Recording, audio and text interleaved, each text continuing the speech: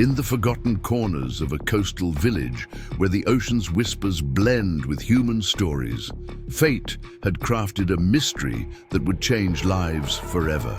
Elena Mercer was accustomed to solitary mornings at her seaside bookshop, but one misty dawn, something extraordinary caught her attention. A weathered wooden box, intricately carved with maritime symbols, appeared on her doorstep. Inside lay a collection of handwritten letters, their edges worn by time and salt air, bearing messages that seemed meant for Eleanor alone, though she had never met their author.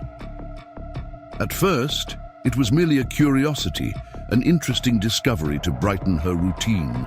But when another letter appeared the following morning, and then another the day after, Elena couldn't dismiss the feeling that these weren't random occurrences. What were these messages trying to tell her? And why had they found their way to her doorstep of all places in the sprawling coastal town? As the letters continued arriving and the mystery deepened, Elena found herself drawn into something that transcended ordinary explanation, a connection bridging past and present, stranger and friend, loss and discovery. Were these just forgotten correspondence, or the beginning of a story more extraordinary than any found on her bookshop shelves? The morning fog rolled in from the Atlantic, enveloping Harbour Point in a gentle pearl-grey embrace. Elena Mercer unlocked the weathered blue door of Lighthouse Books, switching on the soft amber lamps that transformed the shop into a beacon for literary souls. At 42, she had owned the bookstore for nearly a decade, finding her place in the small coastal community after leaving behind a high-pressure publishing career in the city. Rain had fallen overnight, leaving the cobblestone street glistening. Elena breathed in the familiar scent of old paper and fresh coffee as she prepared for another day of quiet commerce. Tuesdays were typically slow, especially in October when summer tourists had departed and locals were occupied with their regular routines. As she arranged a new display of maritime histories near the front window, a flicker of movement outside caught her attention. Through the mist, she glimpsed a figure, tall and slightly stooped, placing something beside her doorstep before disappearing around the corner with surprising quickness. Curiosity piqued. Elena opened the door and discovered a wooden box, roughly the size of a small jewelry case. Crafted from dark, polished wood that had clearly weathered many seasons, it featured intricate carvings of compass roses, whales, and what appeared to be constellations along its edges. A tarnished brass latch held it closed, though no lock prevented its opening. Elena glanced up and down the empty street, but the mysterious visitor had vanished completely into the fog. Harbour Point was small enough that she recognized most residents by sight, if not by name, but the figure had been too obscured for identification. She brought the box inside, setting it on the antique counter that served as her checkout station. For several minutes, she simply observed it, running her fingers over the worn carvings that spoke of skilled craftsmanship and considerable age. Finally, with careful movements, she released the brass latch. Inside, nestled on faded blue velvet, lay a stack of letters bound with a simple piece of twine. The topmost envelope was addressed in a flowing, elegant script. To the keeper of stories. There was no return address, no stamp, nothing to indicate its origin beyond the handwriting itself. How odd, Eleanor murmured, carefully untying the twine. The paper felt substantial between her fingers. Not the mass-produced stationery sold at the drugstore, but something weightier, with visible fibers and deckled edges, the kind used for important correspondence. The first letter was dated simply, September 1st, with no year specified. To the keeper of stories, I write to you from a place of shadows and light, where memory and imagination blur their boundaries. They say the bookshop you tend has stood against the Atlantic winds for over a century, changing hands but never purpose. If you are reading this, then my belief in connections that transcend ordinary understanding may not be unfounded. nothing to indicate its origin beyond the handwriting itself. "How odd," Eleanor murmured, carefully untying the twine. The paper felt substantial between her fingers, not the mass-produced stationery sold at the drugstore, but something weightier, with visible fibers and deckled edges, the kind used for important correspondence. The first letter was dated simply September 1st, with no year specified. "To the keeper of stories, I have entrusted this box to a messenger who understands its significance. Inside, you will find fragments of a story that requires completion, not by my hand, but perhaps by yours. Each letter contains a piece of the puzzle. Whether you choose to assemble them is, of course, entirely your decision. The first piece is this. In 1947, a lighthouse keeper named Thomas Harlow witnessed something extraordinary during a winter storm, a ship that appeared and disappeared between lightning flashes, leaving behind only a single survivor, clutching a book of blank pages. Look for the blue door within the blue door." With respect and hope, Malena read the letter twice, her bookseller's mind immediately cataloguing it somewhere between mystery and magical realism. Was this an elaborate marketing scheme for a new novel? A creative writing project from the local high school? Or perhaps the beginning of a scavenger hunt organized by the tourism board to boost off-season visitors? She examined the remaining letters in the stack. There were 6 more, each sealed and numbered sequentially on the outside. Resisting the urge to open them all at once, Elena returned them to the box. Whatever game or puzzle this represented, it seemed designed to unfold gradually. "Blue door within the blue door," she repeated, glancing around her shop. The front. Duca was indeed painted a cheerful cobalt blue, a choice she'd made during her first year of ownership to make the store more visible from the harbor. But a door within a door. Her morning passed quietly with only 2 customers, a retired professor, browsing nautical histories, and a young mother selecting picture books. Neither seemed likely candidates for mysterious message deliverers, and neither mentioned the wooden box or showed any particular interest when Elena casually referenced unusual deliveries. By mid-afternoon, curiosity overcame her professional restraint. Elena closed the shop for an early lunch break and carried the wooden box upstairs to her apartment above the bookstore. The snug living space featured large windows overlooking the harbor, where fishing boats bobbed gently in the protected cove. She prepared a cup of Earl Grey tea and seated herself in the window alcove, the box open beside her. Again, she read. The first letter, searching for clues or hidden meanings. The mention of 1947 suggested historical significance, and the name Thomas Harlow sounded vaguely familiar, though she couldn't immediately place it. Elena had always considered herself a practical woman. Her shelves held mysteries and fantasies, but her life followed more predictable patterns. Yet something about this box and its contents stirred long dormant feelings of wonder. Perhaps it was simply the break in routine, or perhaps the letters' evocative language had awakened the imagination that had once driven her to work in publishing. The phrase, "blue door within the blue door," continued to puzzle her. Setting down her tea, Elena descended the back stairs to the shop and studied the front entrance with fresh eyes.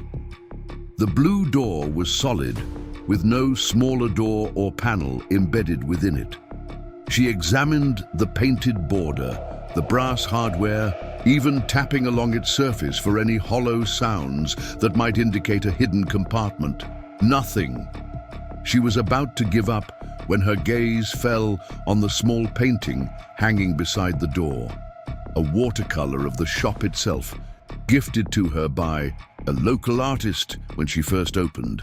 The rendering showed lighthouse books on a bright summer day, its blue door vibrant against whitewashed walls. But unlike the actual door, the painted version featured a small mail slot, a detail that didn't exist in reality. The blue door within the blue door, Eleanor whispered, carefully removing the painting from its hook. Behind it, flush with the wall, was a small compartment that had been painted over so many times it was nearly invisible unless one knew to look for it. With careful fingers, Eleanor pried open what appeared to be an old message drop, perhaps dating back to when the building served as a shipping office in the early 1900s. Inside lay a single key, small, brass, and clearly aged, along with a folded slip of paper bearing the same elegant handwriting. The past keeps its secrets in plain sight. Return tomorrow at first light. Elena stood motionless, the key cool against her palm, an unexpected flutter of excitement in her chest. Whatever game this was, it had been meticulously planned by someone who knew the building's history better than she did. The compartment wasn't visible in any of the historical photos she'd collected of the bookshop. It represented a layer of history unknown even to the local preservation society. That evening, after closing the shop, Eleanor found herself unable to focus on her usual routine. She attempted to read, abandoned the book for a documentary, then finally surrendered to her curiosity and spread the contents of the wooden box across her kitchen table. Though tempted to open the remaining letters, some instinct told her to respect the numbered sequence. Instead, she examined the box itself more carefully. The carvings, she now noticed, weren't random decorative elements but appeared to form a map of sorts, the constellation patterns corresponding to stars visible from Harbour Point, the compass rose pointing not to true north but toward the lighthouse that gave her shop its name. Elena spent an hour researching Thomas Harlow, discovering he had indeed served as lighthouse keeper from 1942 until his mysterious disappearance in 1948. Local historical records mentioned his reputation as a reliable keeper, suddenly tarnished by fantastical claims and erratic behavior. In his final months of service, she found herself thinking about the letter's author, this mysterious M, whose words seemed calibrated to intrigue rather than inform. The handwriting suggested someone older, perhaps, educated in an era when penmanship was still rigorously taught. Yet the orchestration of this mystery, the hidden compartment, the sequential letters, the historical knowledge, hinted at someone with both resources and time. As midnight approached, Elena finally retired to bed, though sleep proved elusive. Through her window, she could see the lighthouse beams sweeping across the harbor in its eternal rhythm. Tomorrow at first light, the note had instructed. What would dawn bring? Another letter, a face to match the stooped figure she'd glimpsed. Through the mist, she drifted off finally, the brass key on her nightstand catching occasional glints from the lighthouse beam. In her dreams, Eleanor walked along an endless shoreline where messages in bottles washed ashore faster than she could collect them, each containing a fragment of a story she somehow knew was her own. Morning arrived with unusual clarity for October, the sun breaking through dissipating fog to cast golden light across the harbor.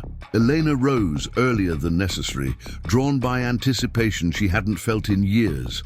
She dressed quickly and descended to the bookshop, unlocking the front door just as the church bell struck 6.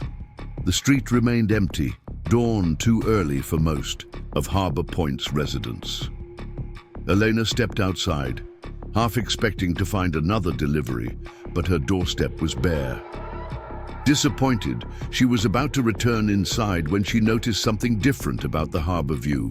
A small rowboat, weathered but seaworthy, now rested on the shore directly across from her shop. Even from this distance, she could see its distinctive feature, a blue door repurposed as a seat at the stern. On the seat lay what appeared to be a book, its pages fluttering slightly in the morning breeze. Elena stood motionless, watching, as sunlight caught the white pages, making them glow against the dark wood of the boat. The mystery was unfolding, layer by layer, drawing her toward a story she couldn't yet comprehend, but somehow needed to discover. Elena's heart quickened as she approached the small rowboat resting on the shore.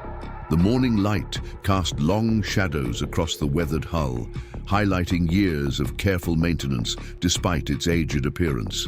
Drawing closer, she could see that the blue door serving as a seat was not merely repurposed driftwood, but had once belonged to a house, its faded paint showing traces of a house number, now illegible except for a single 7. The book resting on the makeshift seat was bound in faded leather, its spine cracked from years of opening and closing.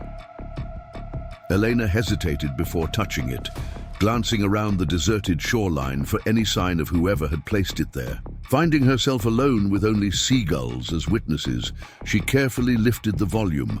Unlike what she had expected from the letter's description of a book with blank pages, this one contained writing, page after page of meticulous observations, sketches of tidal patterns, and notations about weather conditions.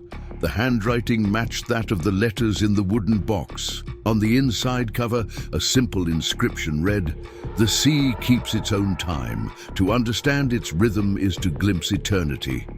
Elena opened to the first entry, dated November 17th, 1947, storm approaching from the northeast, barometer falling rapidly, radioed warning to vessels in vicinity.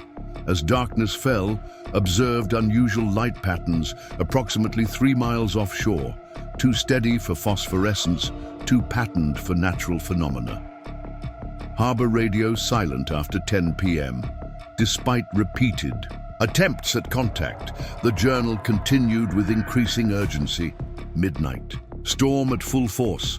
Power to main beacon interrupted, emergency generator engaged. Between lightning flashes, glimpsed what appeared to be a schooner of unusual design.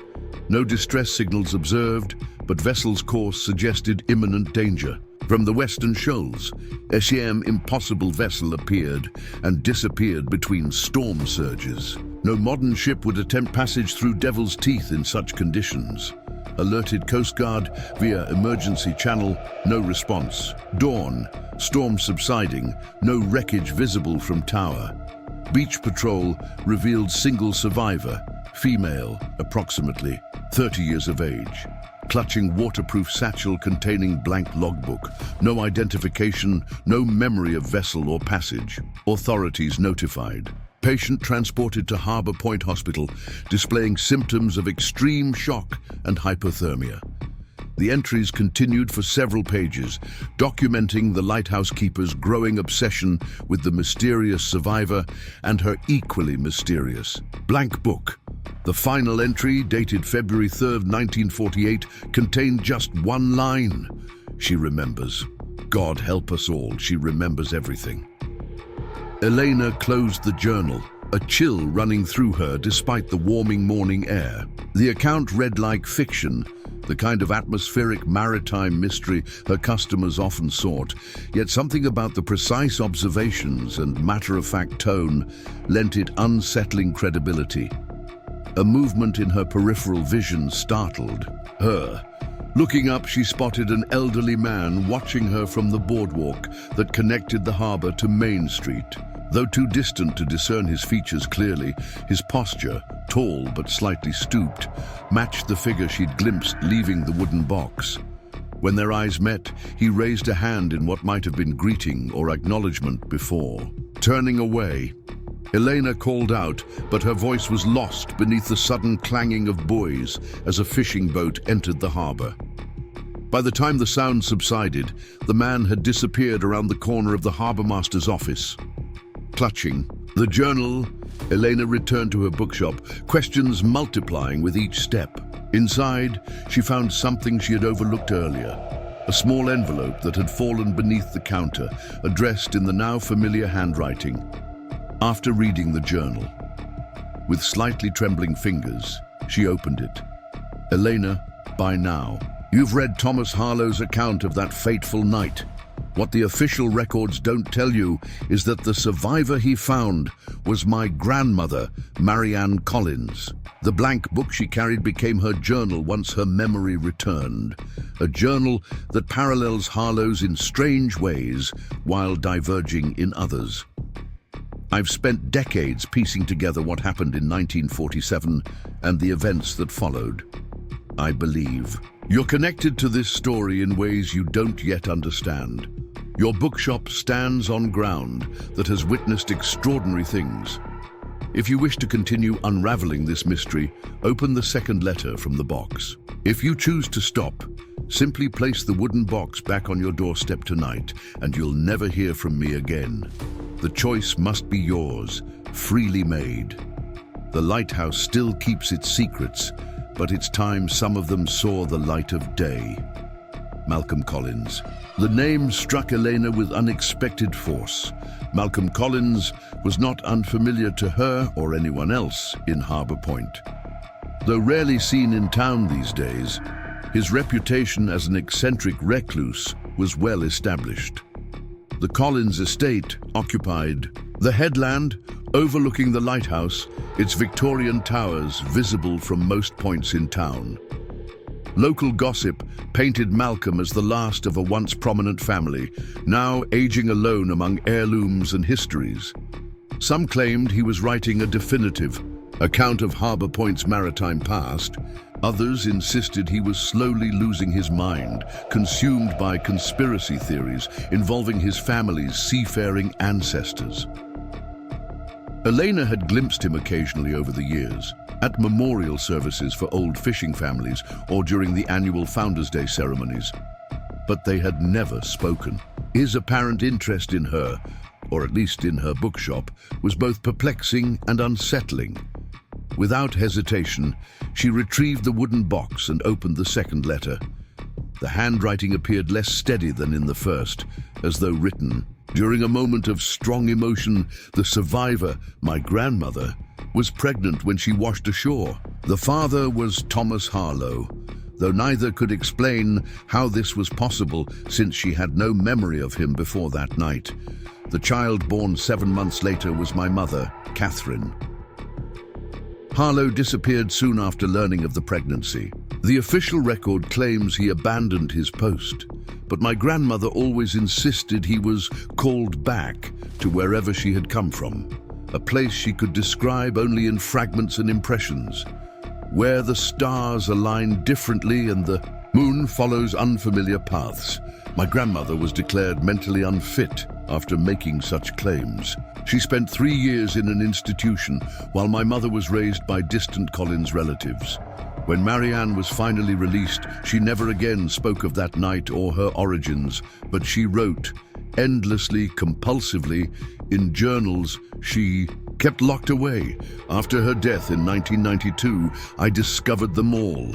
27 volumes spanning decades, each beginning with the same phrase, "When the veil thins again, I will find my way back."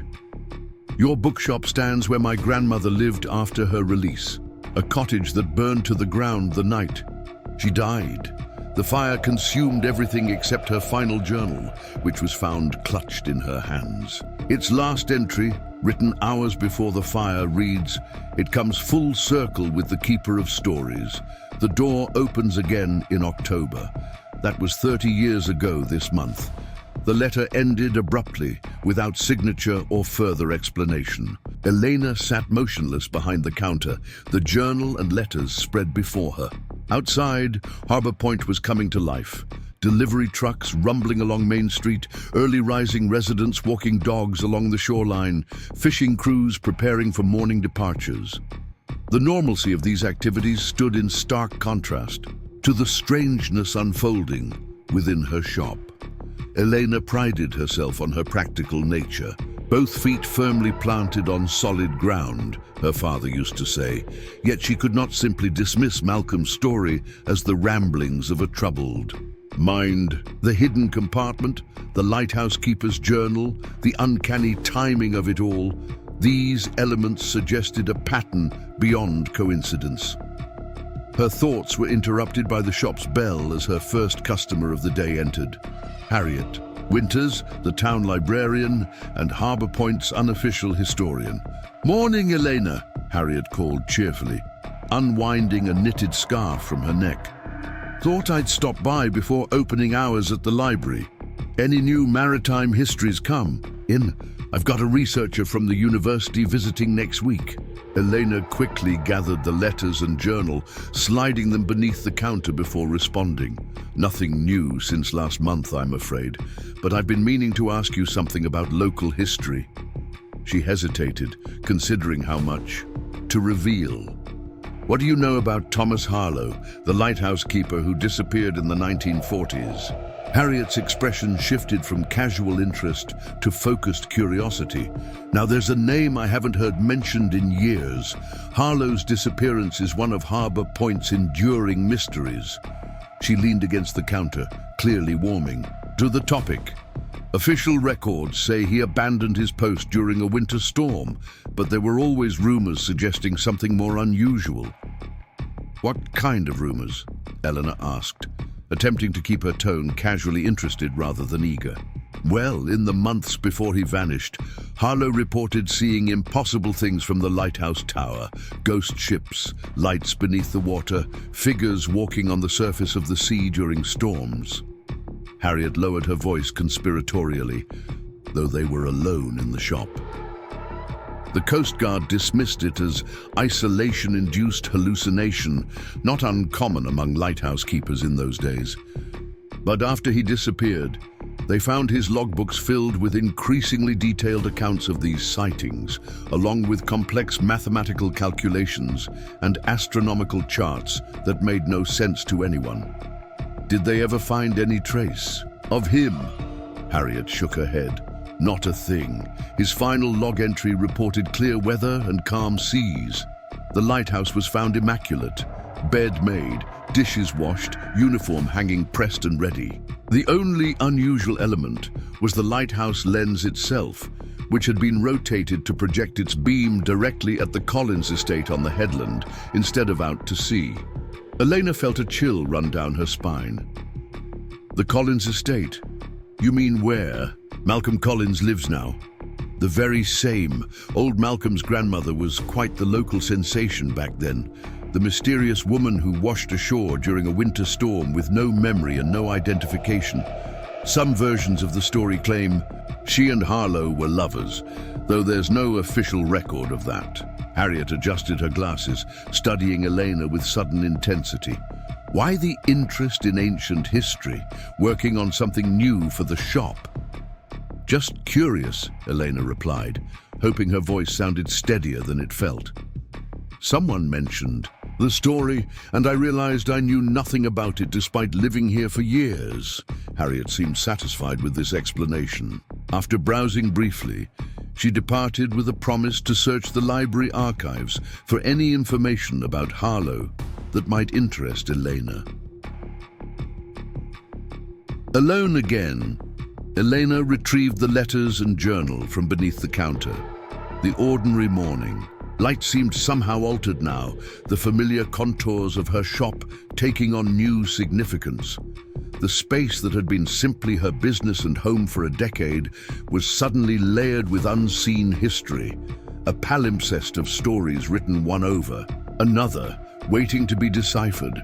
The third letter from the wooden box lay unopened beside the others. With a deep breath, Elena broke its seal, uncertain whether she was advancing toward revelation or delusion, but unable to turn back. The third letter trembled slightly in Elena's hands, its contents revealing a pattern that could no longer be dismissed as coincidence. Unlike the previous correspondence, this one contained a photograph, sepia-toned and cracked with age. It showed a young woman standing beside Thomas Harlow in front of the lighthouse. Her face bore a striking resemblance to Elena's own. The same high cheekbones, the same slight asymmetry to her smile, the same distinctive widow's peak hairline that Elena had inherited from her mother. This photograph was taken October 17th, 1947, 2 weeks after my grandmother washed ashore. The official explanation was amnesia from trauma, but her journal tells a different story. She didn't lose her memory. She arrived without one. Her first recollection was opening her eyes on the beach with the lighthouse beam sweeping over her. Thomas Harlow's concerned face appearing above her.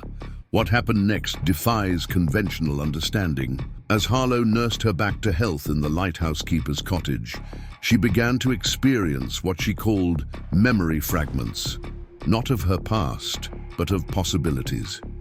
She would see herself living different versions of her life simultaneously, as though looking through windows into parallel existences. More disturbing were the moments when she would speak in perfect detail about Harlow's life, childhood incidents, personal sorrows, private thoughts, things no stranger could possibly know. When questioned, she would say simply, "I remember you from before, though before has not yet happened. Look closely at the photograph, Elena. The resemblance between you and my grandmother is not coincidental." The final entry in Harlow's logbook, the one the Coast Guard never made public, reads, "The circle completes itself. What was lost returns. The keeper's line continues through the visitor, and the visitor's line returns to the keeper. 3 generations forward, 3 generations back." Elena set down the letter, her hands no longer steady enough to hold it. The photograph captured not just the physical similarity, but something in the woman's gaze, a particular intensity Elena recognized from her own reflection. She had always attributed her appearance to her father's Mediterranean ancestry, her mother being fair-haired and blue-eyed. But the evidence before her suggested connections that transcended her understood family lineage. Taking a deep breath, Elena continued reading.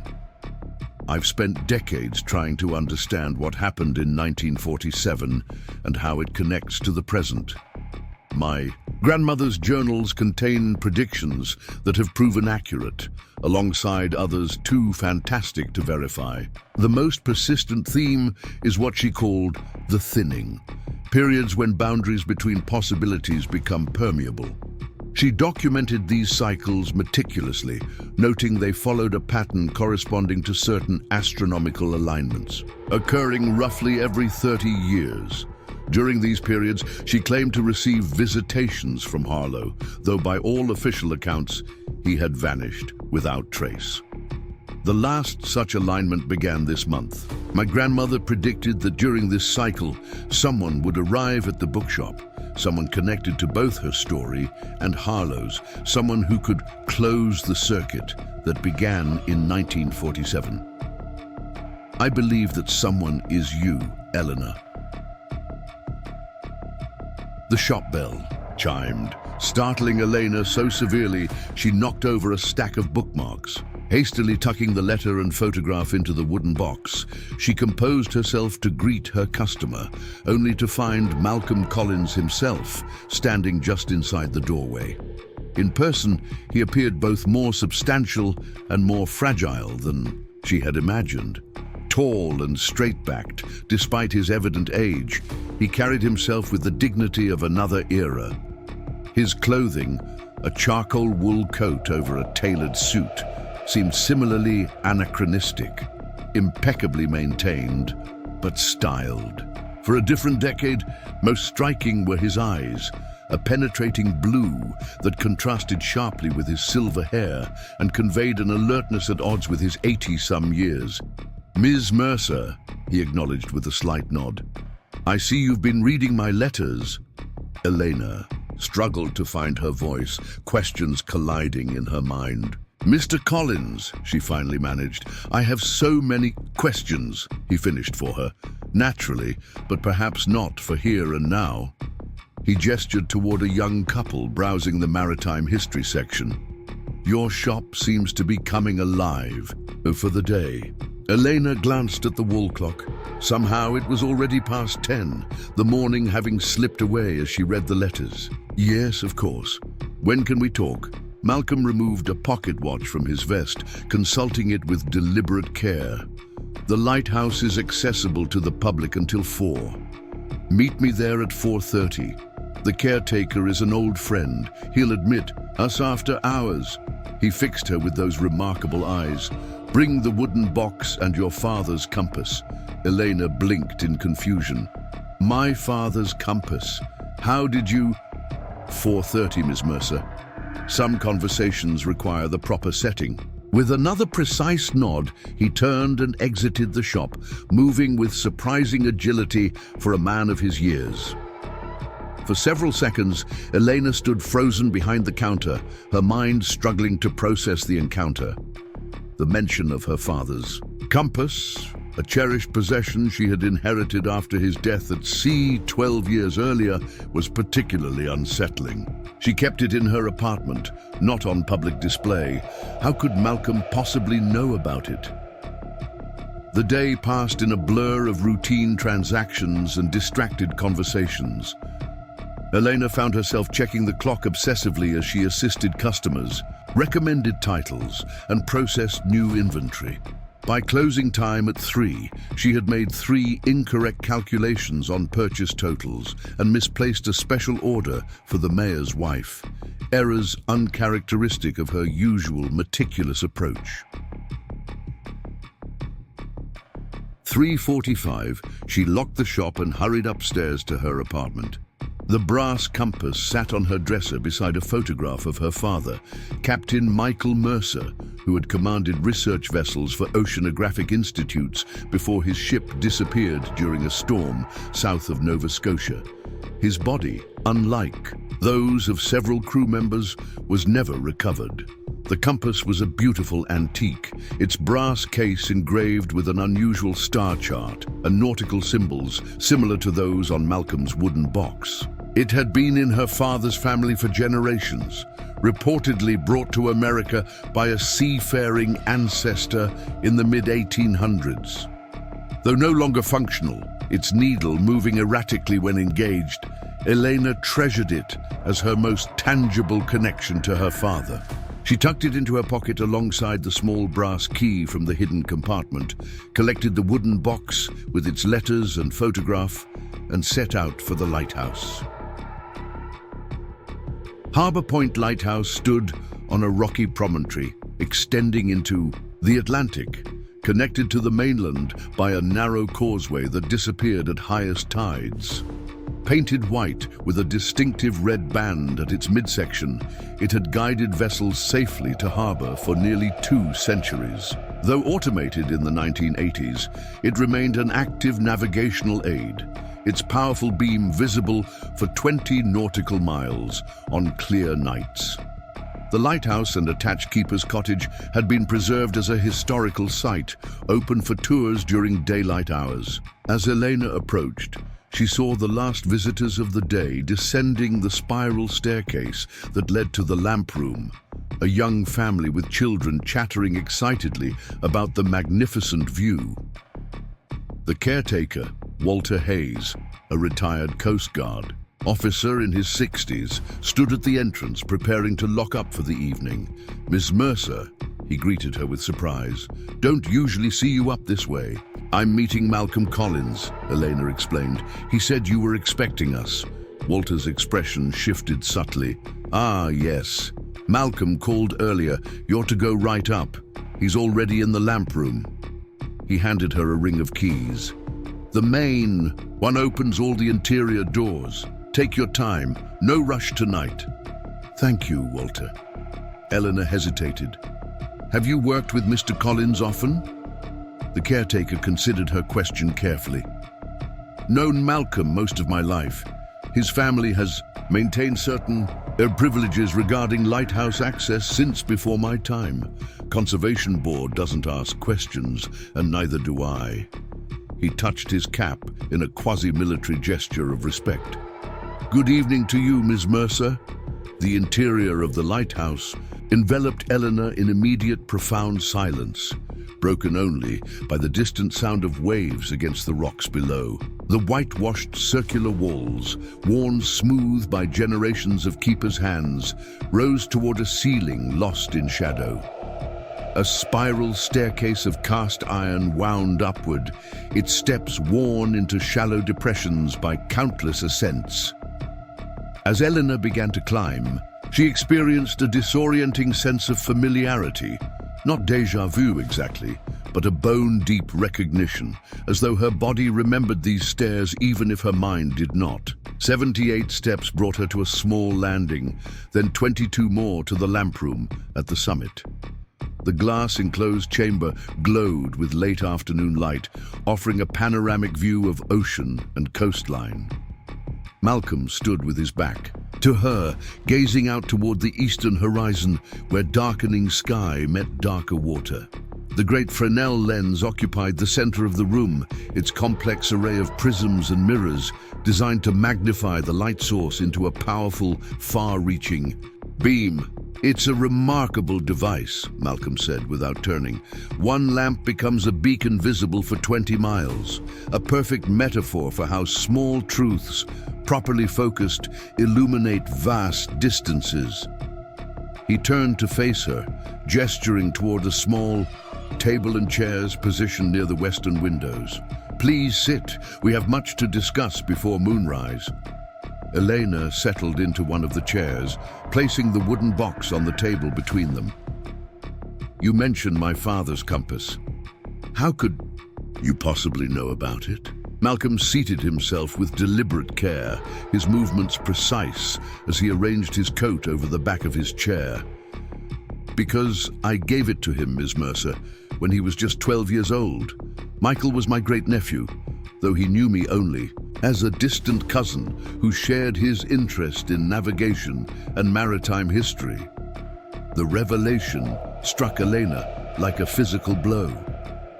"My father never mentioned—" "Our family connections are not straightforward," Malcolm interrupted gently.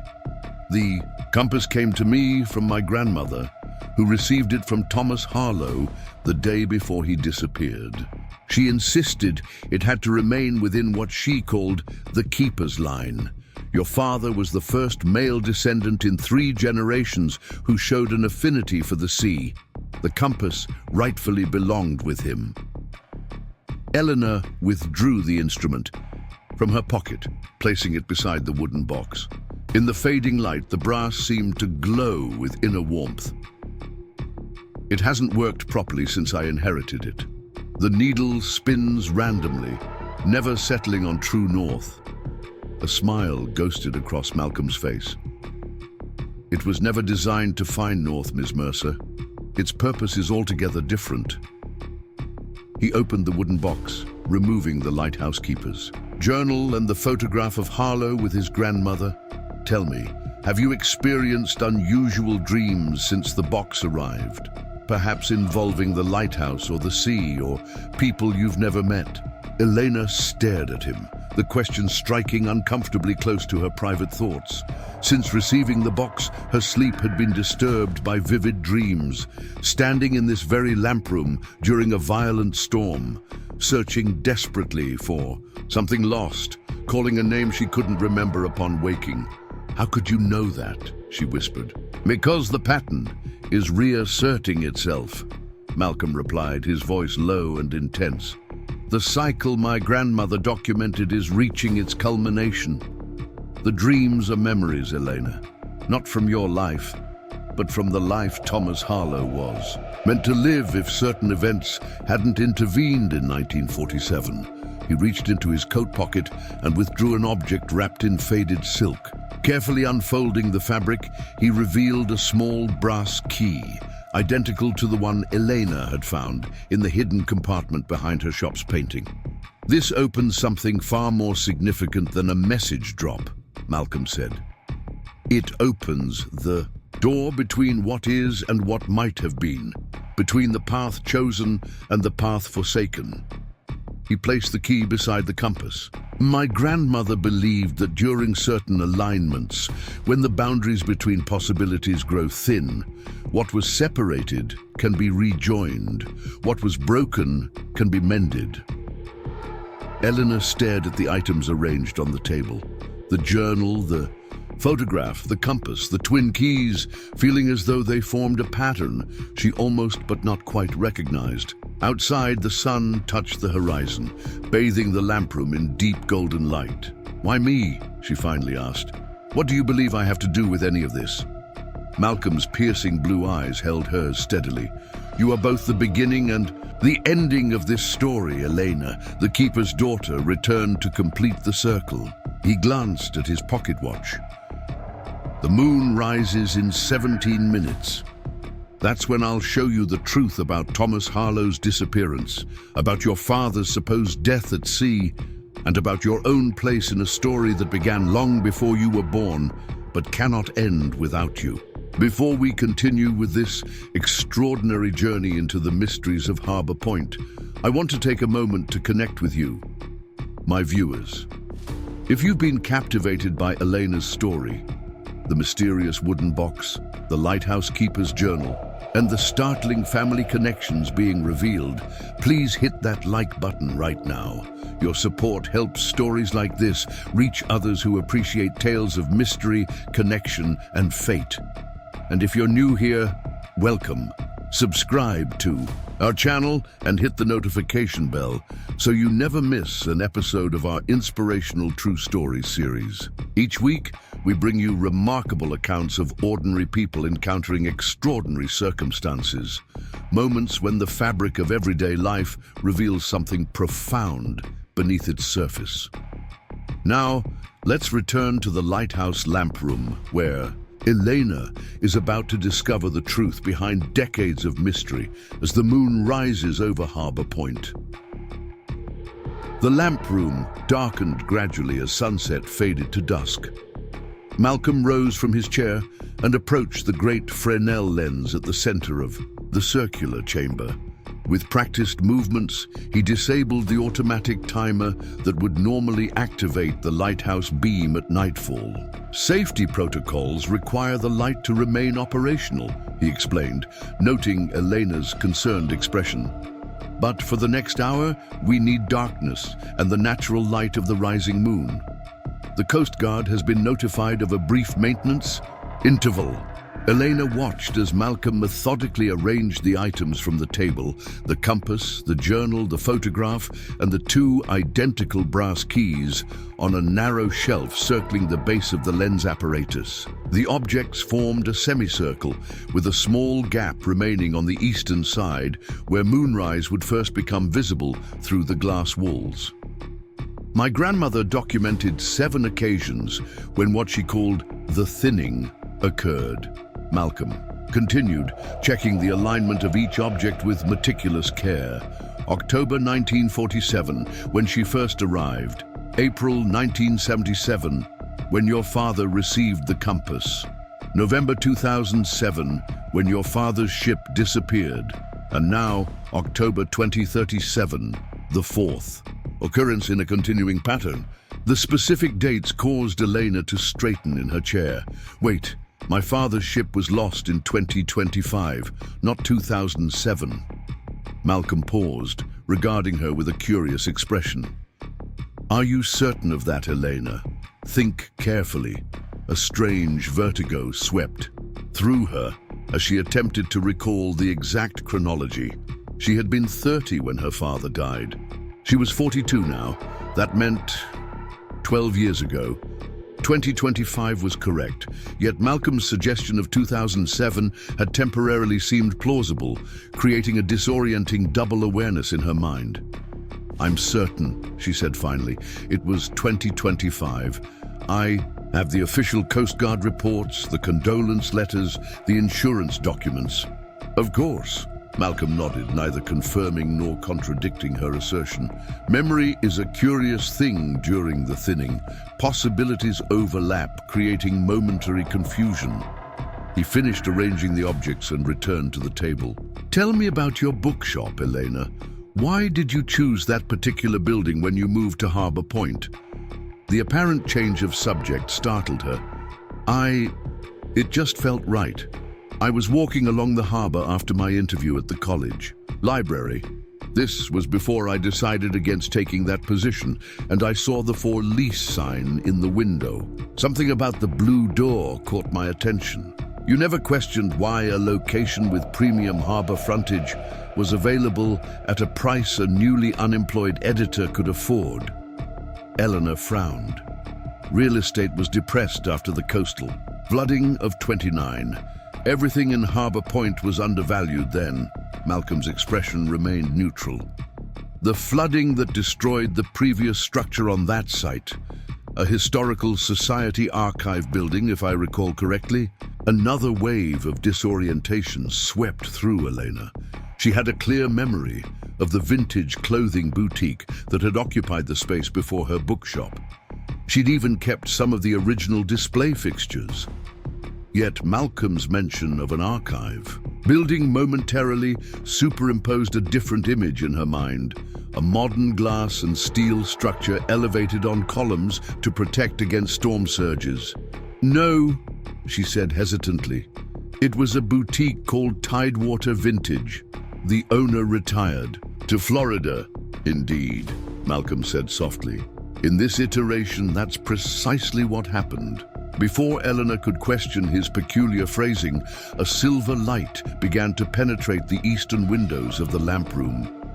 The moon, full and extraordinarily bright, was rising from the ocean horizon, its reflection creating a shimmering path across the water toward the lighthouse.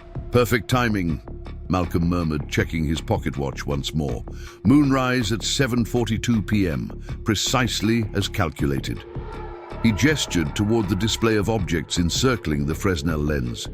"Watch what happens when moonlight reaches the compass." The silvery beam strengthened as the moon climbed higher, eventually penetrating the glass walls of the lamp room. When it touched the brass compass, an unexpected phenomenon occurred. The instrument began to glow with a light that seemed to originate from within its metal casing, illuminating the engraved star chart with startling clarity. More astonishing still, the erratic needle stabilized, pointing not northward but directly at Elena herself. "The compass finds what was lost," Malcolm said, his voice barely above a whisper. "It always has." The moonlight strengthened, catching the remaining objects one by one. The photograph began to change subtly, details shifting in the silvery illumination.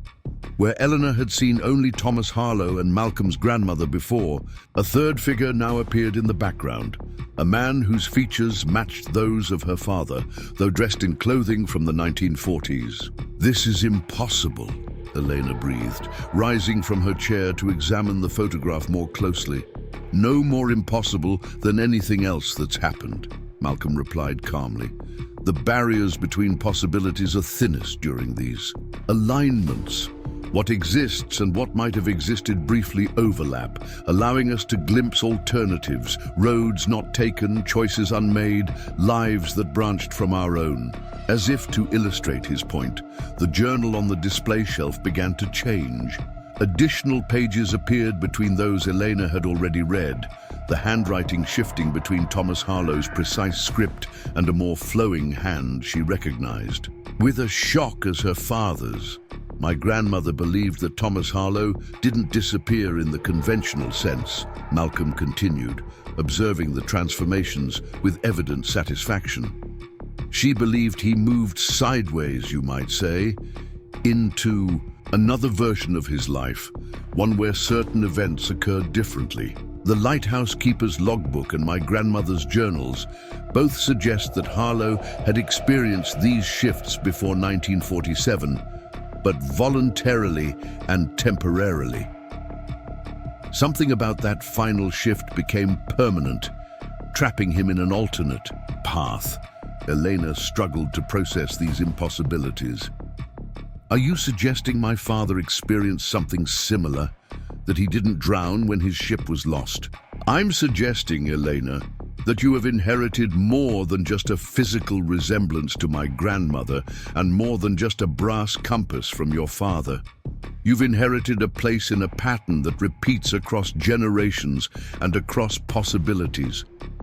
Malcolm gestured toward the two brass keys, which had begun to merge into a single object as the moonlight touched them. "Some doors can only be opened during the thinning, and only by those who belong to both sides of the threshold." The moon now hung fully visible above the horizon, bathing the lamproom in silvery radiance that seemed to bend and refract through the Fresnel lens in ways that defied ordinary optics. The walls of the circular chamber appeared to pulse slightly, sections becoming momentarily transparent to reveal alternative versions of the same space, sometimes modernized with digital equipment, sometimes more antiquated with oil lamps and wooden furnishings. Elena gripped the edge of the table, fighting a wave of vertigo as her surroundings fluctuated. "What's happening to the lighthouse?" "Nothing is happening to the lighthouse," Malcolm replied. "It remains exactly what it has always been, a fixed point visible across multiple versions of reality. That's why Thomas Harlow could cross over, why my grandmother washed ashore here rather than elsewhere, why your father's ship disappeared. Within sight of these same rocks." He approached her, his expression both sympathetic and urgent. "The lighthouse is constant. What changes is which version of it exists, in which reality." A thunderous sound penetrated the lamproom, not from outside, but seemingly from the structure itself, as though the lighthouse were a massive bell that had been struck. The floor beneath them vibrated momentarily, and the moonlight intensified to an almost blinding brilliance. "It's beginning," Malcolm announced, returning to the display shelf. The objects had completely transformed, the dual keys now a single ornate instrument, the photograph showing not 3 but 7 figures arranged before the lighthouse. The journal expanded to 3 times its original thickness. The compass glowed with inner fire, its needle spinning rapidly before settling again to point directly at Elena. "What's beginning?" she demanded, her voice unsteady as another resonant boom shuddered through the structure. "The opportunity," Malcolm replied, carefully lifting the transformed key from the shelf. "Once every 30 years, when astronomical alignments match those of 1947, the boundaries weaken enough to permit passage, to allow what was separated to reunite." He held the key out to her. "This belongs to you now, as keeper of both lineages. The choice of how to use it is yours alone." Elena stared at the offered key, its brass surface now etched with intricate patterns that seemed to shift as she looked at them. "What exactly are you asking me to do?" Malcolm's expression softened. "I'm not asking you to do anything. I'm fulfilling my obligation by ensuring you have the opportunity to choose." He gestured toward the eastern side of the lamproom, where the wall appeared to shimmer in the moonlight, revealing intermittent glimpses of another version of the chamber, one where a figure that resembled her father stood adjusting the lamp mechanism. "Some doors have remained closed too long, Elena. Some separations were never meant to be permanent." The third resonant boom rattled the windows of the lamproom, and with it came a new phenomenon. Voices carried on the vibrations, echoing fragments of conversations never heard in this reality. "Recalibration complete, Captain Mercer. Beacon functioning at optimal capacity. Told Elena I'd be home for her birthday. Storm or no storm. Lighthouse technology hasn't fundamentally changed in 2 centuries, just the power source." Elena recognized her father's voice, among them, speaking words he had never said to her, living a life he had never lived here. Her hand trembled as she reached for the key Malcolm still offered. "How long have you known about this?" she asked, her voice barely audible beneath the cacophony of overlapping realities. "All my life," Malcolm replied simply. "My grandmother raised me to understand my role as custodian of this knowledge, to maintain the connections until the keeper's line and the visitor's line could be reunited." He pressed the key into her palm. "What you do with this understanding is your choice, but you deserve to know the truth about your heritage and your father's fate." The moonlight reached its peak intensity, and with it, the transparent sections of the lamproom wall solidified into what appeared to be a doorway, one that hadn't existed minutes before. Beyond it, Elena could see the alternate lamproom clearly now, occupied by the figure of her father, older than when she had last seen him, but unmistakably Michael Mercer. He turned toward the doorway, his expression registering shock followed by recognition and longing. His lips formed her name, though no sound penetrated the barrier between realities. Elena looked down at the key in her hand, its pattern now resolved into a perfect match for the ornate keyhole that had appeared in the spectral door. The choice Malcolm had spoken of crystallized in her mind with sudden clarity. She could unlock the door, crossing into that alternate reality to reunite with her father, or she could use the key to bring him back to this one. Either choice would heal a 12-year separation, but each would require sacrifice. To join him meant leaving behind her life in Harbor Point. To bring him back meant extracting him from whatever existence he had built in that other place. "You don't have much time," Malcolm warned, his voice seeming to come from a great distance, though he stood beside her.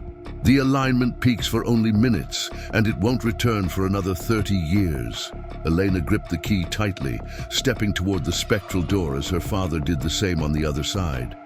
Their movements mirrored each other perfectly, closing the distance to the threshold that divided their realities. Through the strange doorway, her father held up his hand, revealing an identical key clutched in his fingers. Their eyes met across the division between worlds, a lifetime of unspoken words passing between them in an instant of perfect understanding. They reached the threshold simultaneously, each extending their key toward the lock that existed in both realities at once. The fourth and final resonant boom shook the lighthouse to its foundations as moonlight reached blinding intensity, engulfing both lamprooms in a flood of silver fire. The blinding silver light subsided gradually, receding. Like a tide from the lighthouse lamproom, Elena blinked rapidly, her vision adjusting to the sudden dimness after the brilliant flash. Her ears rang with the echoes of that final resonant boom.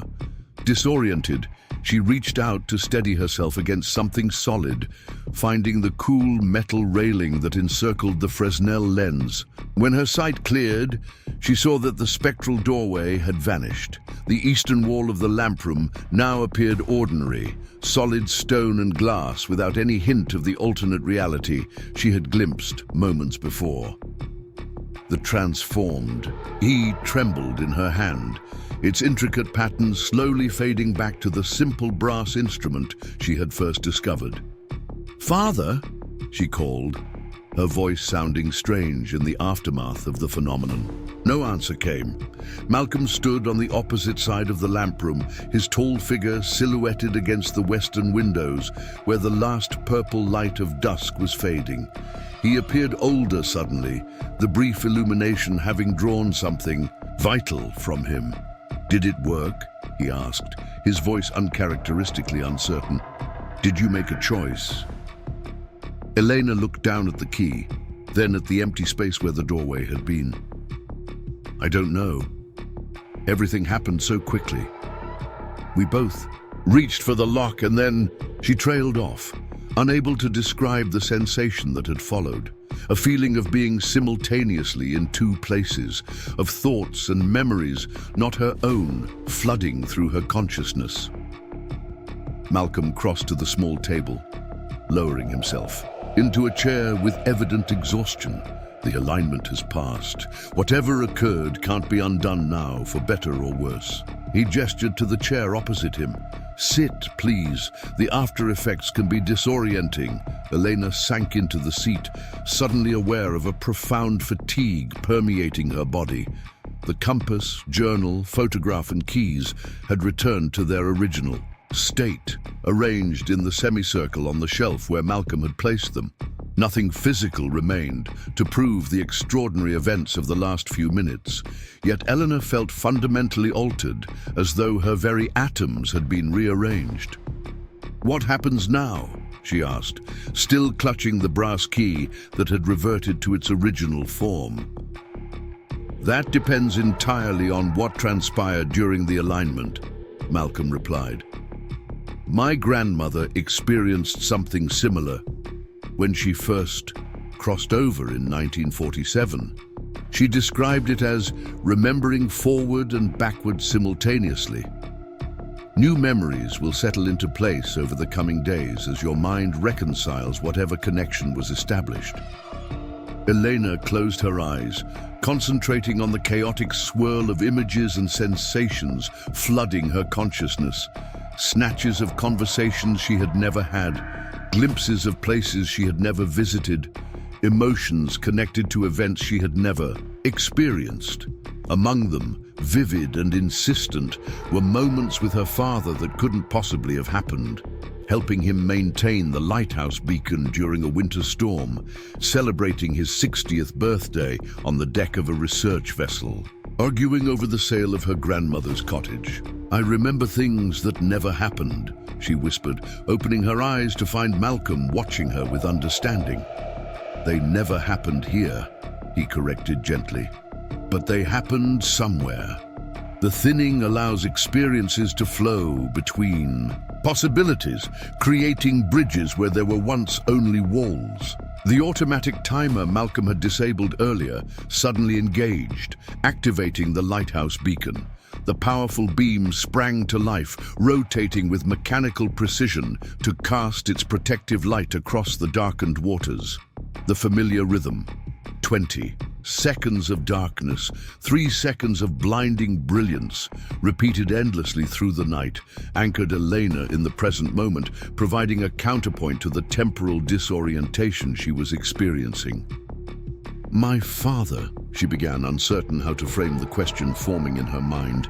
"Is he—" Malcolm gathered the items from the display shelf, returning them carefully to the wooden box. "I can't answer that definitively. The thinning creates opportunities, but results vary based on the choices made by those involved. My grandmother expected to return to wherever she had come from, but instead remained here, while Thomas Harlow crossed over. Your father disappeared from this reality, but clearly continued to exist elsewhere." He secured the box's brass latch before continuing. "What happened tonight will become clearer with time." Elena nodded, though uncertainty still clouded her thoughts. Rising from the chair, she approached the eastern windows, gazing out at the moonlit ocean. The silver path created by the moon's reflection seemed to lead directly to the lighthouse, as though marking a trail between worlds. "I need to get back to the bookshop," she said suddenly, an inexplicable urgency gripping her. "Right now!" Malcolm regarded her thoughtfully, then nodded. "The compass guides more than ships, Elena. If you feel drawn to your shop, there's likely purpose in that instinct." He rose, collecting the wooden box. "I'll escort you back to the mainland before the causeway floods." High tide approaches. They descended the spiral staircase in silence, each step increasing Elena's certainty that something or someone awaited her at Lighthouse Books. The sensation wasn't fear, but anticipation, a humming awareness that the evening's revelations were incomplete. Walter Hayes had gone, leaving the lighthouse secured but accessible with the keys he had provided.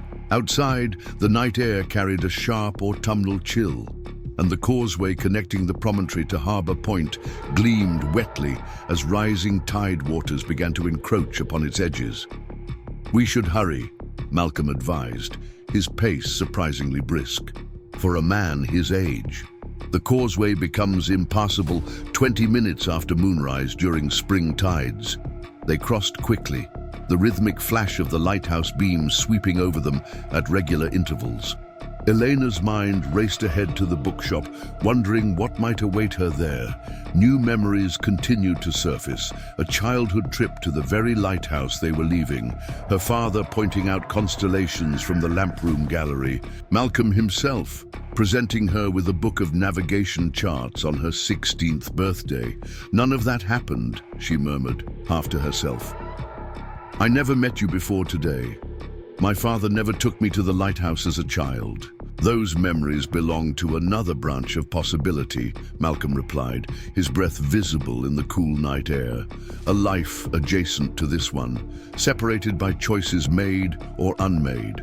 The thinning allows these alternatives to bleed through temporarily, but only those with certain lineages, like yours, can retain awareness of multiple realities once the alignment passes. They reached the mainland just as water began to wash over the causeway's center section.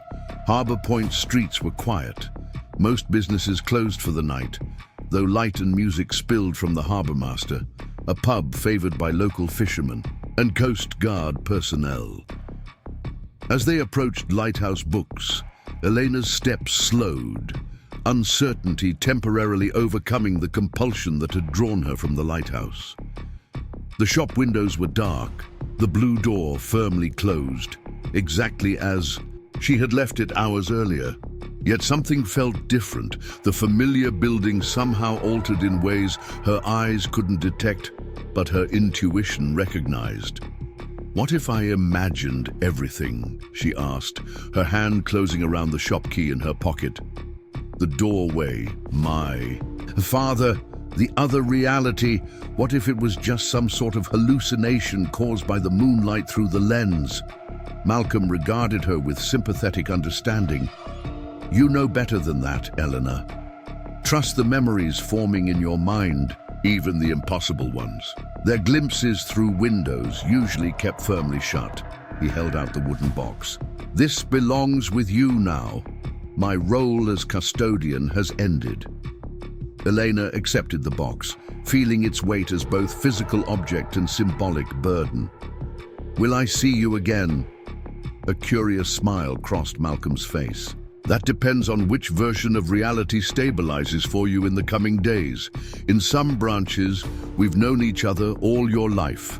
In others, we've never met." He stepped back, gesturing toward the blue door.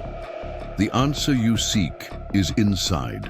I've delivered my grandmother's legacy to its rightful inheritor. What happens next is your story to write." Before Elena could respond, Malcolm turned and walked away, his figure quickly swallowed by evening shadows. For a moment, she considered calling him back, demanding more concrete explanations for the inexplicable events of the evening. Instead, she approached the blue door of her shop, inserting the key with hands that trembled slightly despite her efforts to remain calm. The familiar bell chimed as she entered, its cheerful tone at odds with the profound strangeness of the evening. Elena reached for the light switch, then hesitated, sensing a presence in the darkened space. The moonlight filtering through the front windows illuminated the bookshelves in silver blue, creating an archipelago of shadows throughout the room. "Hello?" she called softly, her voice steady despite the rapid beating of her heart. "Is someone here?"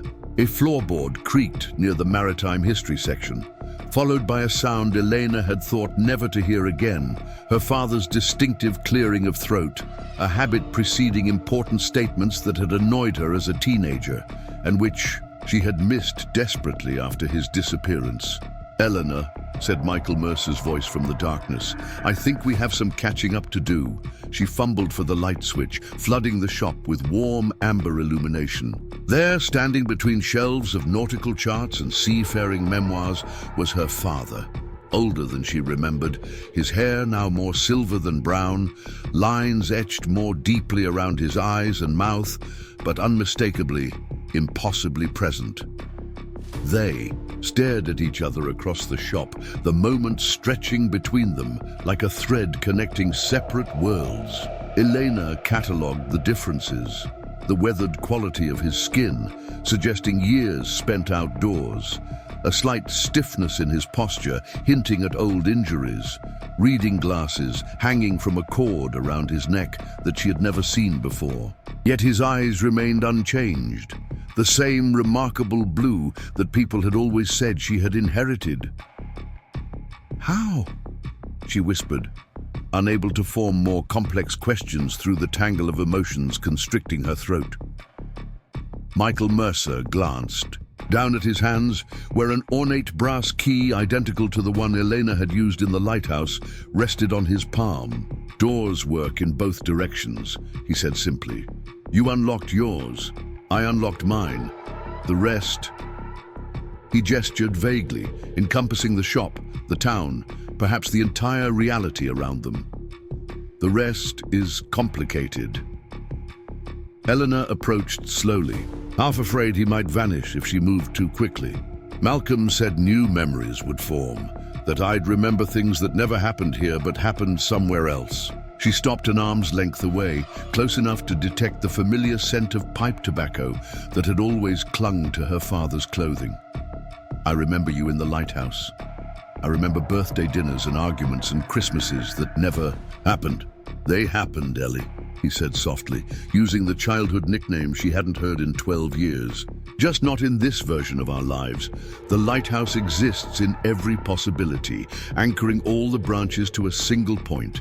It's how I found my way back. Back from where? Elena asked, closing the remaining distance between them, reaching out tentatively to touch his arm, confirming his solid presence. Michael's expression grew distant. A place very like this one, but with differences small and large. You owned a bookshop there too, but by the Western Lighthouse, not here in town. Your mother lived in Arizona, not Florida. I never disappeared at sea because I took a university position instead of commanding the oceanic pioneer. He focused on her again, his gaze intense, but the most significant difference was that in that reality, Thomas Harlow returned to the lighthouse in 1948, continuing his bloodline there rather than here. I don't understand, Elena said, though even as she spoke, new memories crystallized in her mind, her father explaining their family connection to the lighthouse, showing her the hidden compartment behind a painting in his study, teaching her how to use the compass to find her way during the thinning between realities. You will, Michael assured her, finally closing the gap between them to embrace his daughter. We have time now to unravel all of it together.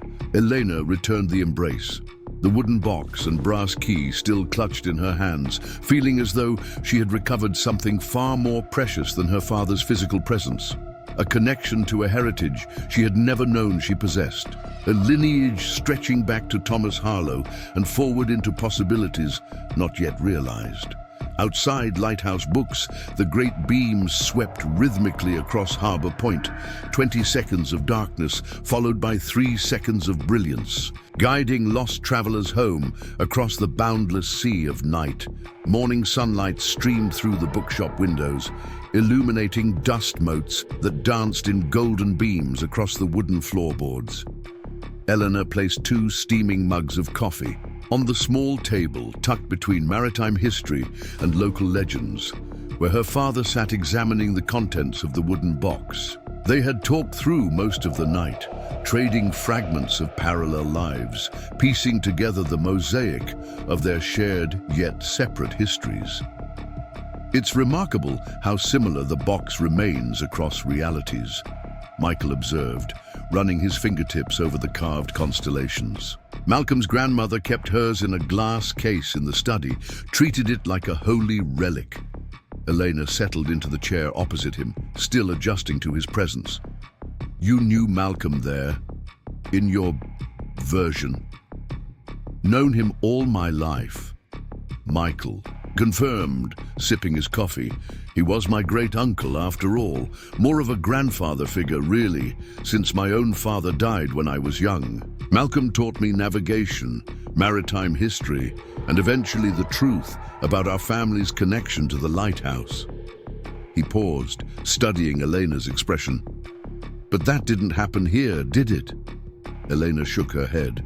Mom never mentioned any connection to Harbor Point. After the divorce, we moved around a lot. Boston, Providence, New York. I didn't even visit here until after college. She frowned, new memories surfacing alongside established ones. But I also remember spending summers here as a child, staying in a cottage near the lighthouse while you worked research vessels out of Harbor Point. Both histories feel equally real now. Michael nodded, unsurprised. The integration takes time. My colleagues at the Temporal Physics Institute called it memory reconciliation, the process by which the mind accommodates contradictory experiential timelines following proximity exposure to parallel realities. Temporal Physics Institute? Elena repeated. That doesn't exist here? Apparently not, Michael acknowledged with a wry smile. Another divergence point. In my branch, the unusual properties of Harbor Point Lighthouse were discovered during the government research boom of the 1960s. A facility was established to study the phenomenon, eventually developing into an institute dedicated to understanding cross-dimensional barriers. I joined their research team after retiring from active sea duty. Before Elena could respond, the shop's bell chimed as the door opened, admitting a blast of cool morning air and a woman Elena had never seen before, yet instantly recognized. Dr.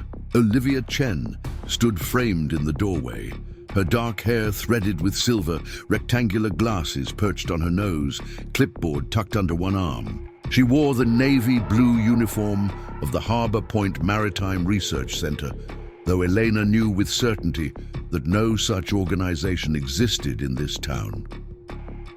Captain Mercer, Dr. Chen began, her tone professional but warm. The temporal signature from last night's event has finally stabilized and...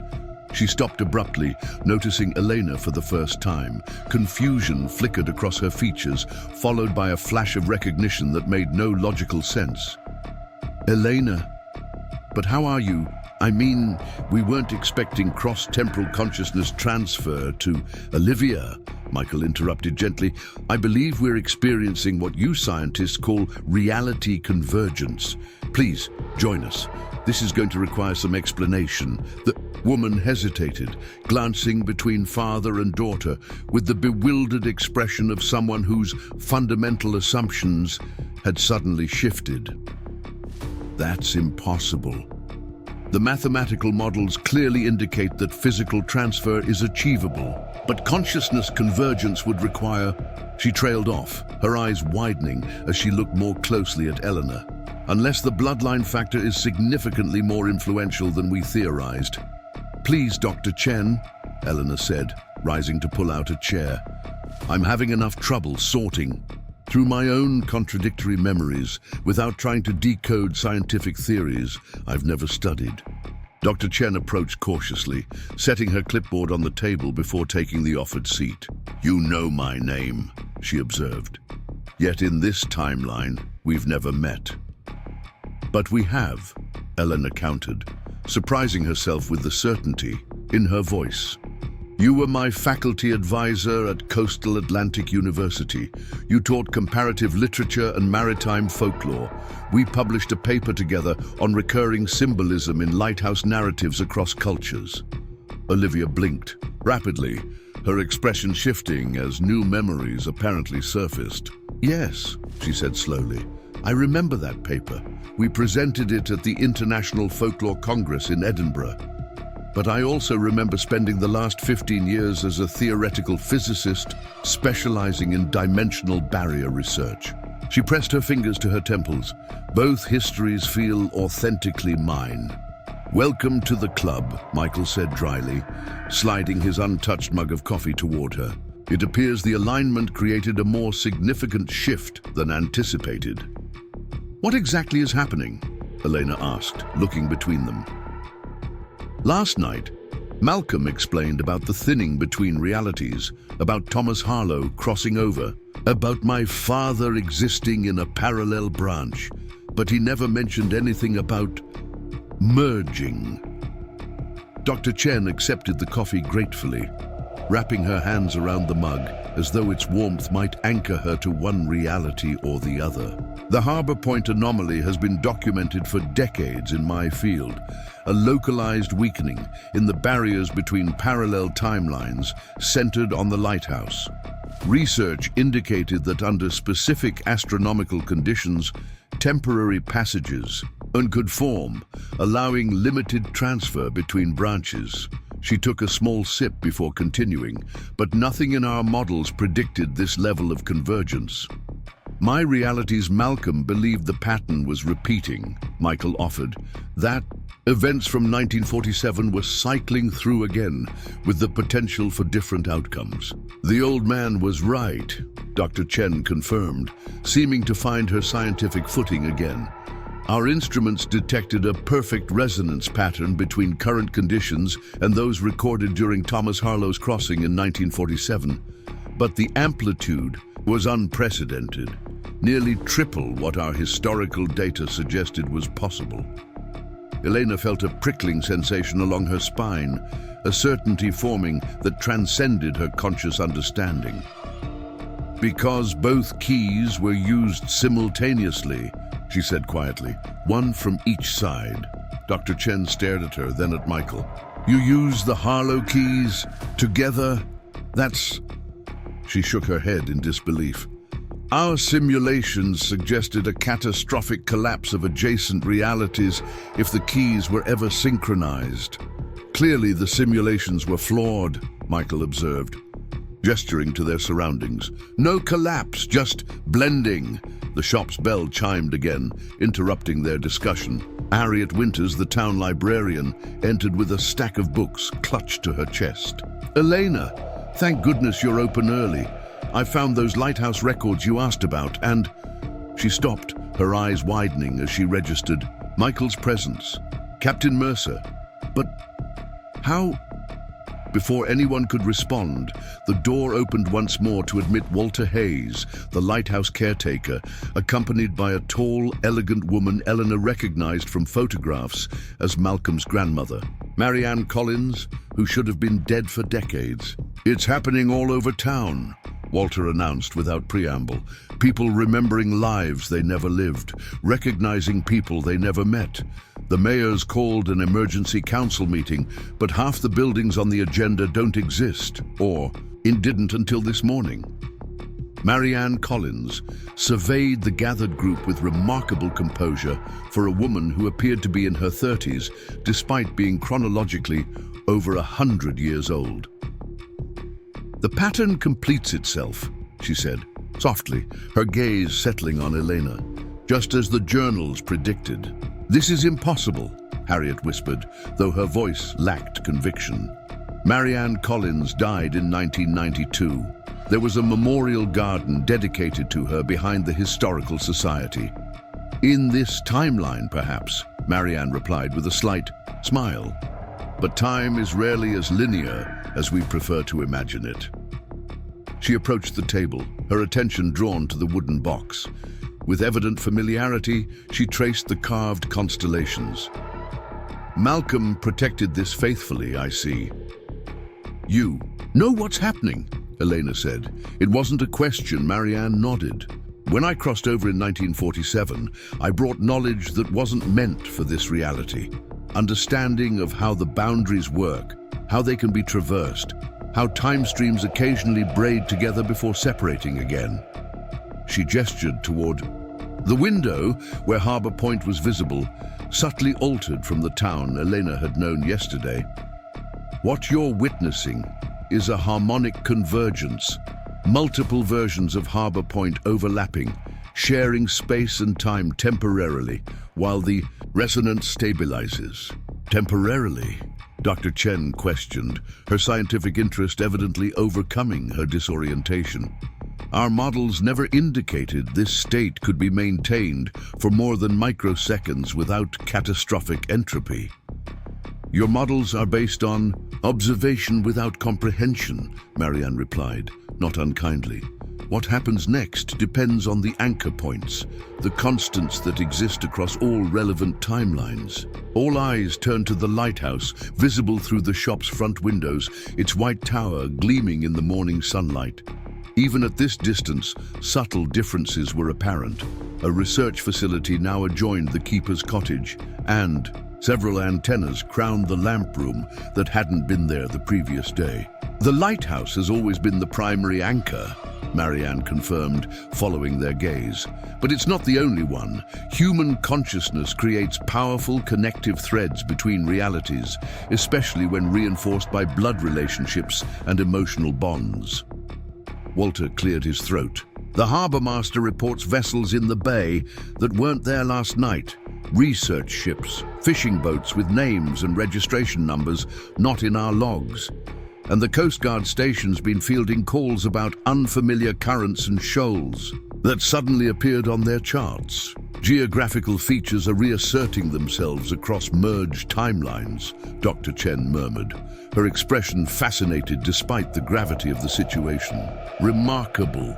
But what happens to us? Harriet asked, voicing the question hovering in everyone's mind. If these realities are merging, what happens to our memories, our lives, our selves? Marianne's expression grew somber. That depends on the strength of the anchors and whether stability can be achieved before the natural forces of dimensional separation reassert themselves. Without intervention, the timelines will eventually spring back to their separate tracks, with significant trauma to those caught in the convergent zone. Intervention, Elena repeated. What kind of intervention? Marianne turned to her, studying her with an intensity that seemed to peer directly into Eleanor's soul. The same kind that occurred in 1947 when Thomas Harlow made his choice to cross over permanently, anchoring our timelines in separate but parallel paths. She glanced at Michael, a deliberate decision to secure one reality while releasing another. You're saying someone has to choose which version of Harbor Point remains, Michael translated, his expression troubled. That without such a choice, both could be destroyed in the separation. I'm saying the universe abhors uncertainty, Marianne corrected. Parallel possibilities can coexist separately, but when they overlap as they have now, resolution must occur. Someone with connections to both timelines must determine which elements remain conjoined and which return to their original paths. Dr. Chen leaned forward, her scientific curiosity evident. And who has the authority to make such a determination? The Keeper's daughter, Marianne replied simply, her gaze fixed on Eleanor.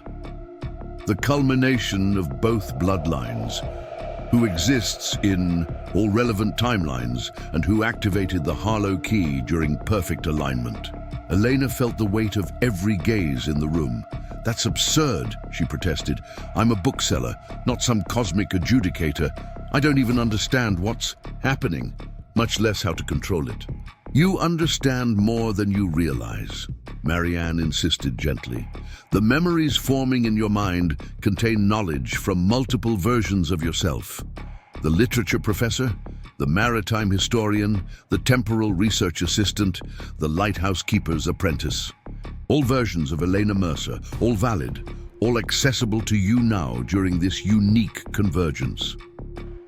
The shop fell silent as this declaration settled over the gathered group.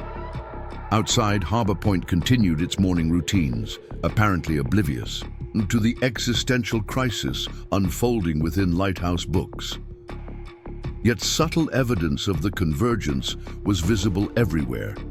Buildings with architectural styles that didn't belong, vehicles of unfamiliar design navigating the streets, people greeting each other with the easy familiarity of long acquaintance despite being strangers a day earlier. How long do we have? Michael finally asked, his hand closing over his daughter's. In silent support, until the next moonrise, Marianne answered. When the lunar position exactly mirrors last night's alignment, the resonance will peak again briefly before collapsing. Whatever decision has been made by then will determine the configuration that stabilizes. Elena stared at her father's hand, covering hers, at the brass key she still clutched, at the wooden box with its carved constellations. Yesterday, her greatest concern had been ordering sufficient stock for the upcoming holiday season. Today, she apparently held the fate of multiple realities in her hands. I need to understand everything, she said finally, meeting Marianne's gaze with newfound determination. If I'm expected to make this choice, I need to know exactly what's at stake and what the options are. Marianne nodded approvingly. Then we should begin at the lighthouse. All paths in this story lead there eventually. She turned toward the door, pausing to look back at the assembled group. The keeper's cottage has stood at the base of the tower for nearly 2 centuries. In every timeline, it exists as a place of transition and decision. It's where Thomas made his choice. It's where I first understood my purpose here. She fixed Elena with a penetrating look. And it's where you'll determine which version of Harbor Point continues forward from today, and which becomes merely a path not taken, a possibility unmanifest, except in the memories of those who glimpsed it during the convergence. The procession to the lighthouse took on the solemn character of a pilgrimage. Elena led the way, her father walking beside her while Marianne, Dr. Chen, Walter and Harriet followed at a respectful distance. Harbor Point residents paused in their morning activities to watch them pass, expressions ranging from confusion to recognition to an almost reverent awareness, as though some collective unconscious understood the significance of this gathering. The causeway stretched before them, partially submerged by the incoming tide, but still passable. As they walked, Elena noticed how the path seemed to shift subtly with each step, sometimes appearing as the weathered concrete walkway she had known, sometimes as a more modern structure with embedded solar lighting, occasionally as an older wooden bridge reinforced with iron. All versions existed simultaneously, visible according to which reality dominated the viewer's perception in that moment. The convergence is accelerating, Dr. Chen observed, making notes on her clipboard as they walked. Temporal boundaries are becoming increasingly permeable. I'm recording at least 7 distinct variant timelines currently occupying the same physical space. 7 branches, all stemming from a single point of divergence, Marianne confirmed. When Thomas Harlow made his choice in 1947, reality split along multiple potential paths, each developing independently while maintaining certain fixed points, anchor elements that exist across all possible iterations. Elena glanced toward the lighthouse rising before them. Even it seemed to flicker occasionally between variations, sometimes bearing the simple white and red color scheme she knew, sometimes displaying more complex instrumentation around its midsection, once briefly appearing as it might have in the 1940s, with oil lamps visible through the lower windows. I still don't understand my role in all this, Elena admitted as they approached the promontory. Why me? Why now? Marianne paused, allowing the others to continue ahead while she addressed Elena privately. Because you're the culmination of both bloodlines, the keepers and the visitors. In 1947, Thomas Harlow and I created a division that was never meant to be permanent. He belonged to this place across all possible timelines, his family having tended the lighthouse for generations. I was the interloper, the visitor who arrived from elsewhere. From where? Elena asked. The question that had been forming since she first heard the story. A sad smile touched Marianne's lips. Even I don't remember that with certainty. I have impressions, a place where technology and understanding had evolved along different lines, where what you call temporal physics was as commonly understood as electricity is here. When I crossed over, that knowledge became fragmented, accessible only in dreams and intuitions. She gestured toward the lighthouse. What matters is that Thomas and I were connected across potential realities. When we met, those realities began to converge, much as they are now, and he chose to cross to your reality while you remained in his, Elena said, piecing together the story from the fragments she had gathered. Marianne nodded. He believed he was protecting his bloodline by establishing it elsewhere, ensuring the Keeper's legacy would continue if something happened to this version of Harbor Point. I remained to protect what he left behind, to prepare for this moment. When the cycle would complete itself, her gaze shifted to Michael, walking ahead with Dr. Chen. Your father is Thomas Harlow's direct descendant from the reality where Thomas established a new life. You are my direct descendant from the reality where I remained. That's why the compass reacts to me, Elena realized, and why the key transformed. When I held it, Precisely. Blood calls to blood across all boundaries. The compass and key were created as tools of recognition and passage, attuned to the specific resonance of both lineages. Marianne resumed walking, gesturing for Elena to join her. What Thomas never anticipated was how the division would weaken both realities over time. A lighthouse with no proper keeper in one world, a keeper separated from his true lighthouse in another. The imbalance has been growing for decades. They reached the base of the lighthouse where the keeper's cottage stood, or rather, several. Versions of the cottage superimposed upon one another, wavering in and out of perception, like images on poorly tuned television channels. In one reality, it appeared as a simple stone dwelling, with smoke curling from its chimney. In another, a modernized research facility with glass walls and sophisticated equipment. In yet another, an empty shell, abandoned and decaying.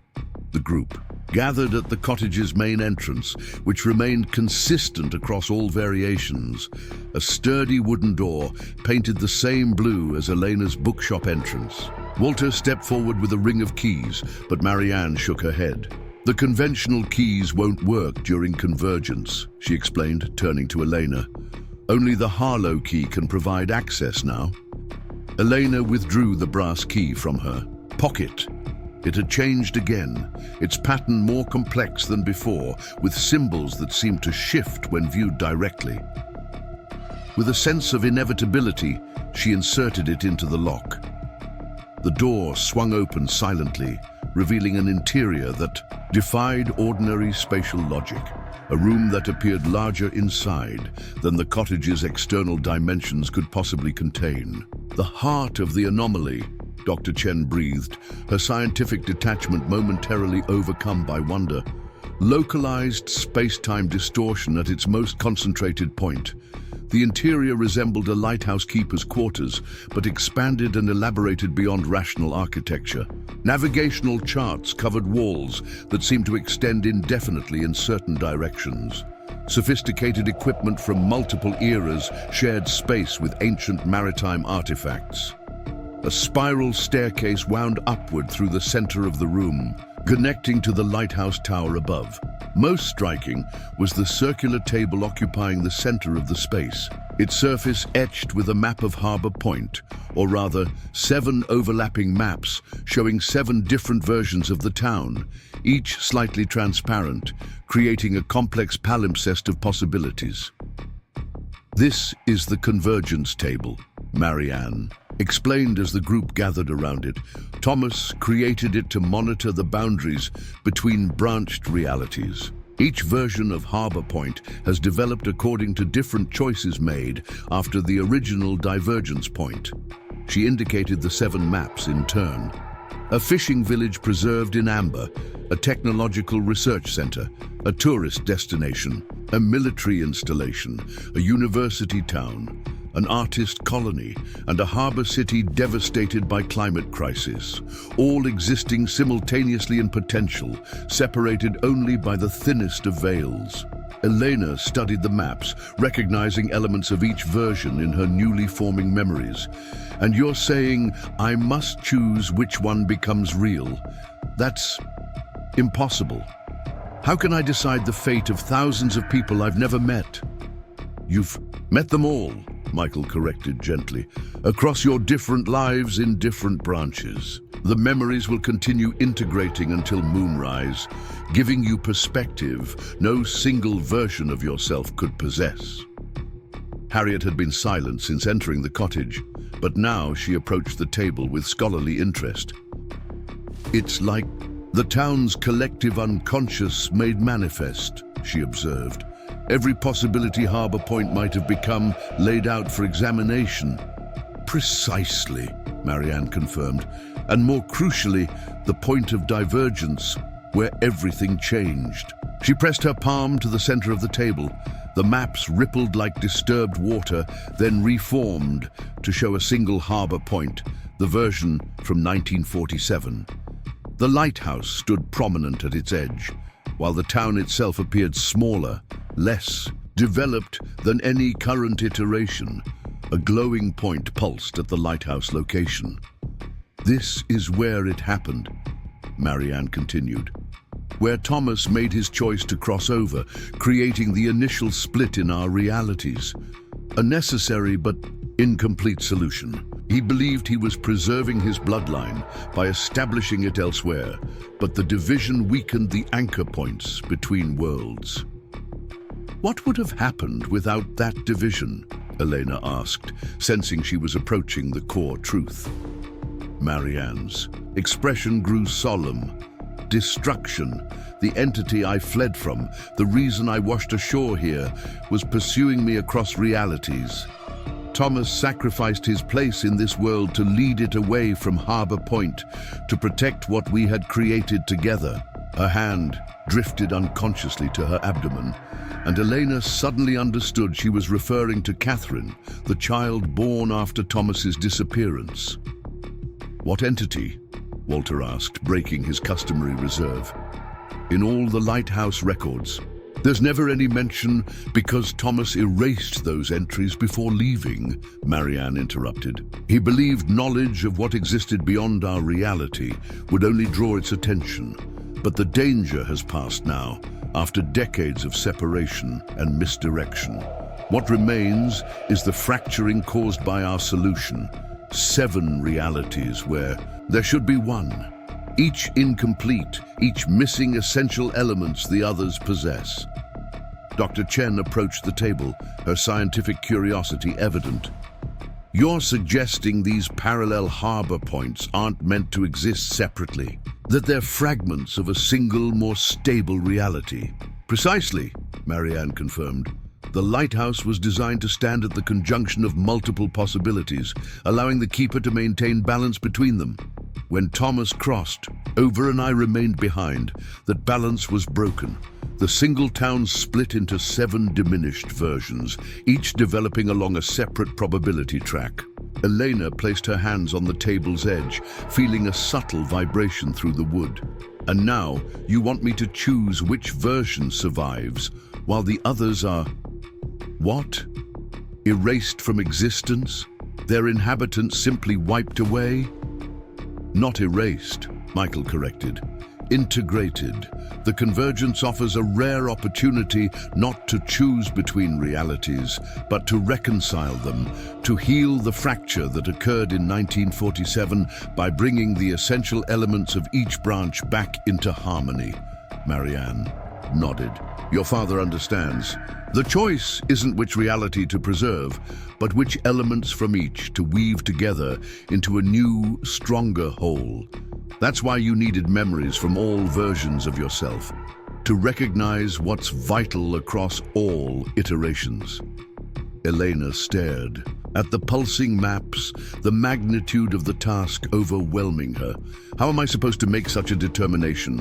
What gives me the right to decide which aspects of these different harbor points should continue and which should be discarded?" "Your unique heritage," Marianne replied simply. "You exist in all 7 realities, though in different circumstances. You're connected to the Keeper's bloodline through your father and to mine through your mother's line.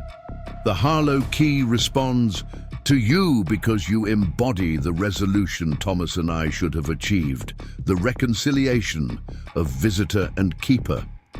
The maps rippled again, shifting to show Elena herself in 7 different lives.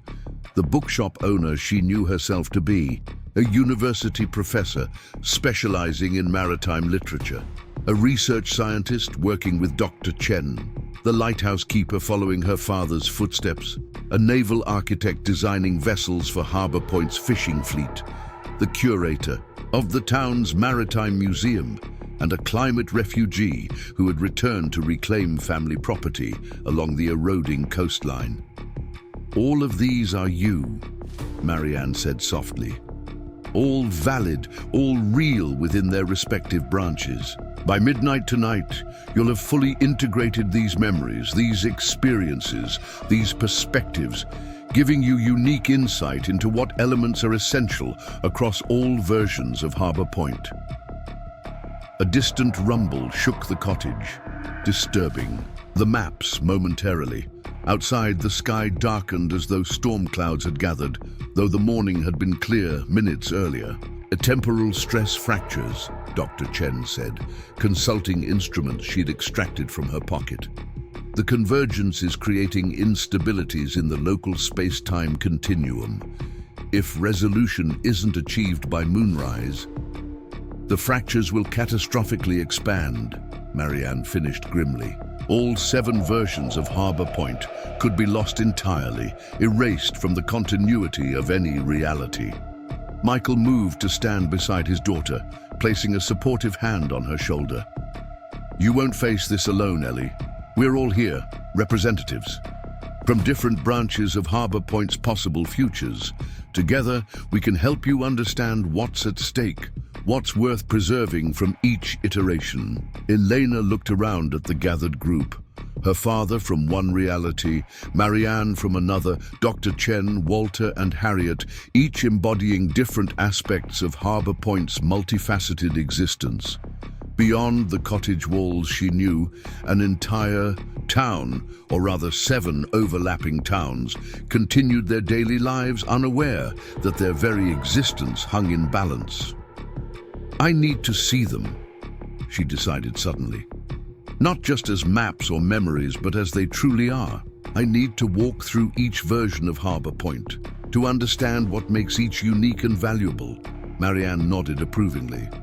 The convergence table can facilitate that. Touch any version you wish to experience directly, and your consciousness will align temporarily with your counterpart in that reality.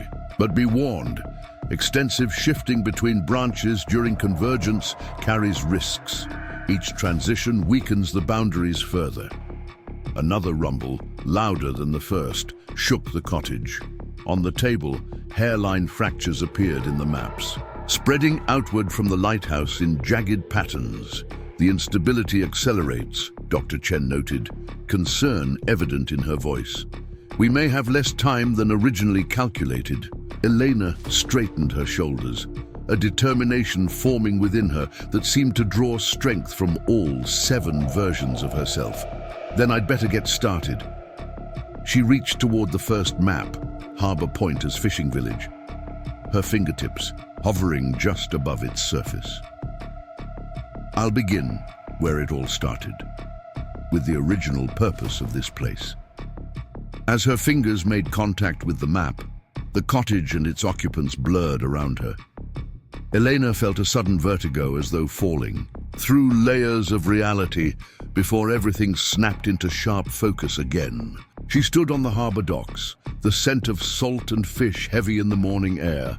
Around her, weather-beaten fishing boats unloaded their night's catch, while crews called to each other in the distinctive accent of Harbor Point's oldest families. The lighthouse stood on its promontory, simpler than she remembered, without the research additions or modern navigation equipment.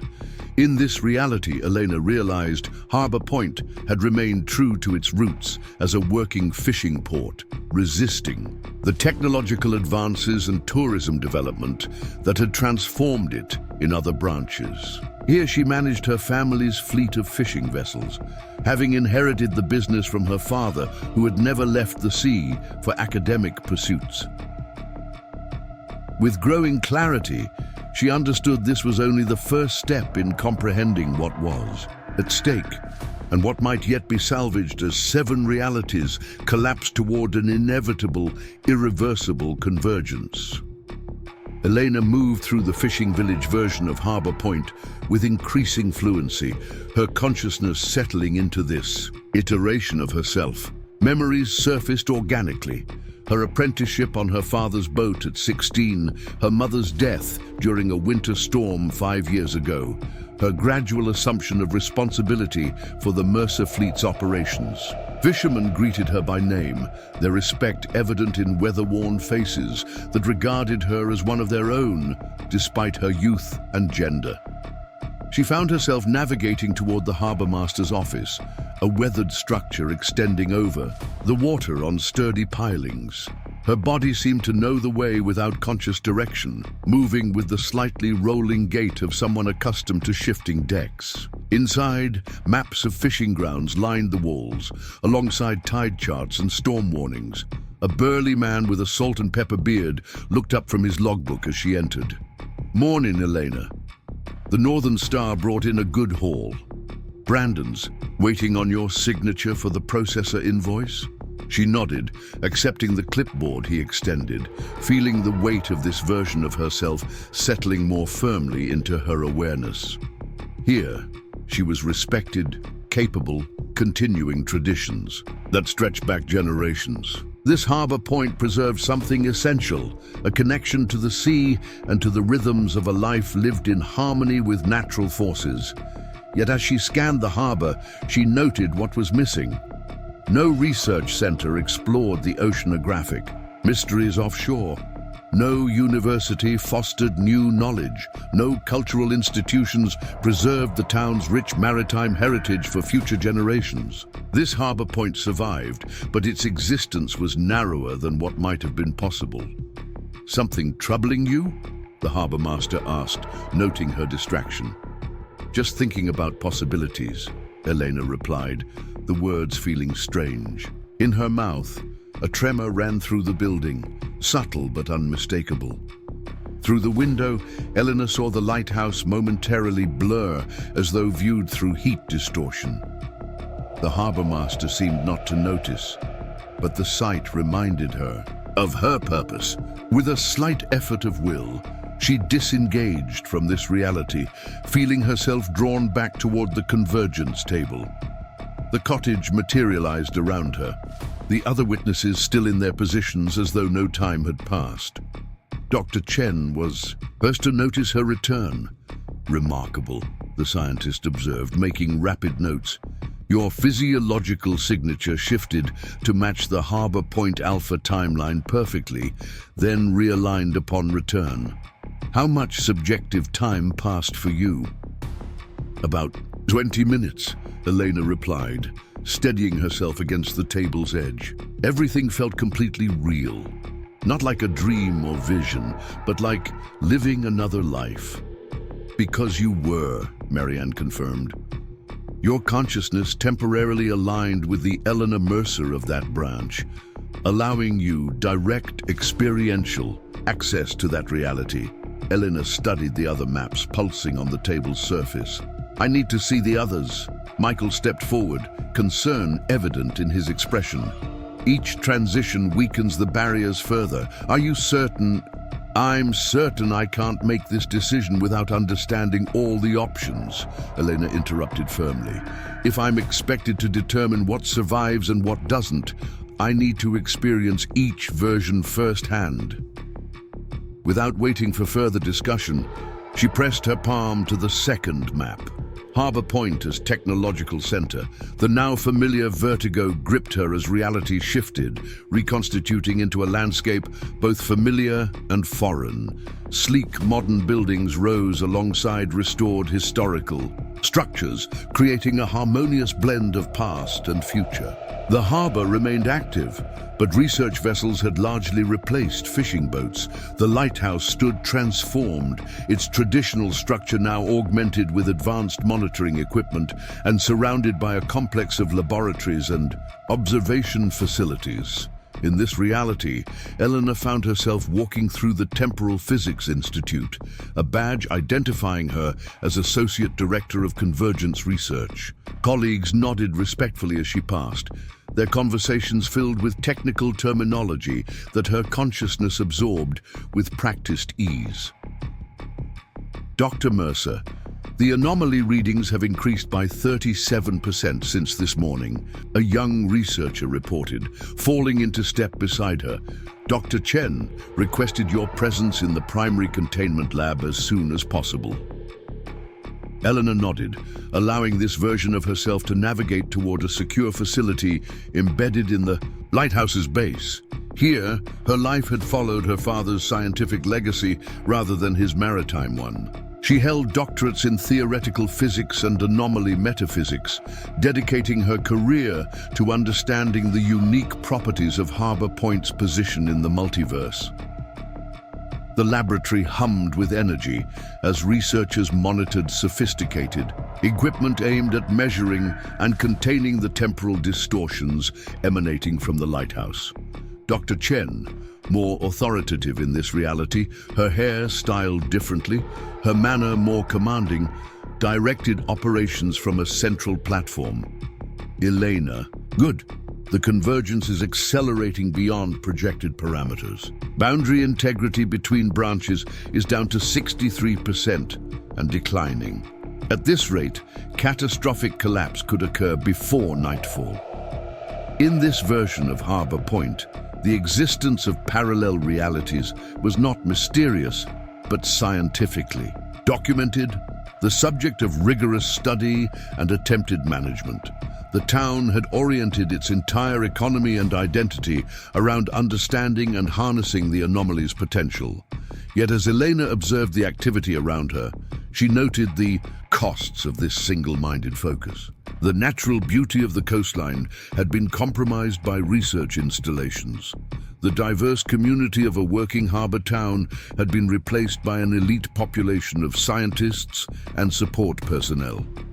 Knowledge flourished, but at the expense of the inclusive, multifaceted character that defined other versions of Harbor Point.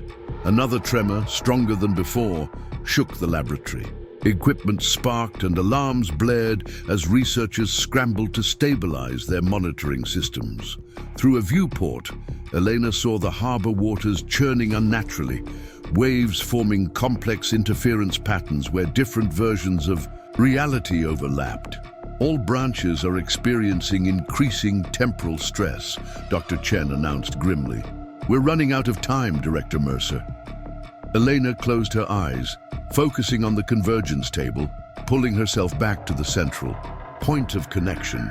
The cottage reappeared around her, though the transition felt more difficult this time, as though the boundaries between realities resisted her movement. 2 transitions within 30 minutes, Dr. Chen, the version from the cottage, noted with concern. The strain on dimensional barriers is significant. I understand, Elena acknowledged, steadying herself. But I need to see them all. Without hesitation, she touched the 3rd map, Harbor Point as tourist destination. The shift felt more violent this time, reality seeming to tear rather than simply transition, as she found herself standing on a boardwalk lined with gift shops, seafood restaurants, and attractions designed to capitalize on the town's maritime charm. In this version, Harbor Point had transformed its working harbor into a carefully curated experience for visitors. The fishing fleet remained as a picturesque backdrop, while the lighthouse had become a museum offering guided tours and spectacular views. Eleanor herself managed the Harbor Point Tourism Bureau, coordinating everything from the annual Lighthouse Festival to winter holiday markets that sustained the town's economy during the off-season. As she walked the crowded boardwalk, accepting greetings from shopkeepers and tour guides, she felt the comfortable prosperity this version of Harbor Point had achieved. Unlike the research-focused reality or the traditional fishing village, this iteration had found a middle path, preserving elements of its heritage while adapting to changing economic realities. Yet the authenticity had been compromised. The weathered fishing boats rarely left the harbor, maintained more as scenery than working vessels. Historical buildings had been restored beyond recognition, their facades picture-perfect but disconnected from the gritty reality of maritime life. The town survived, even thrived, but as a performance of itself rather than an evolving community. The 4th transition to Harbor Point as military installation occurred without Elena consciously initiating it, suggesting the boundaries between realities were becoming increasingly permeable. She found herself in a strategic command center built into the lighthouse's base, wearing a naval officer's uniform with commander's insignia.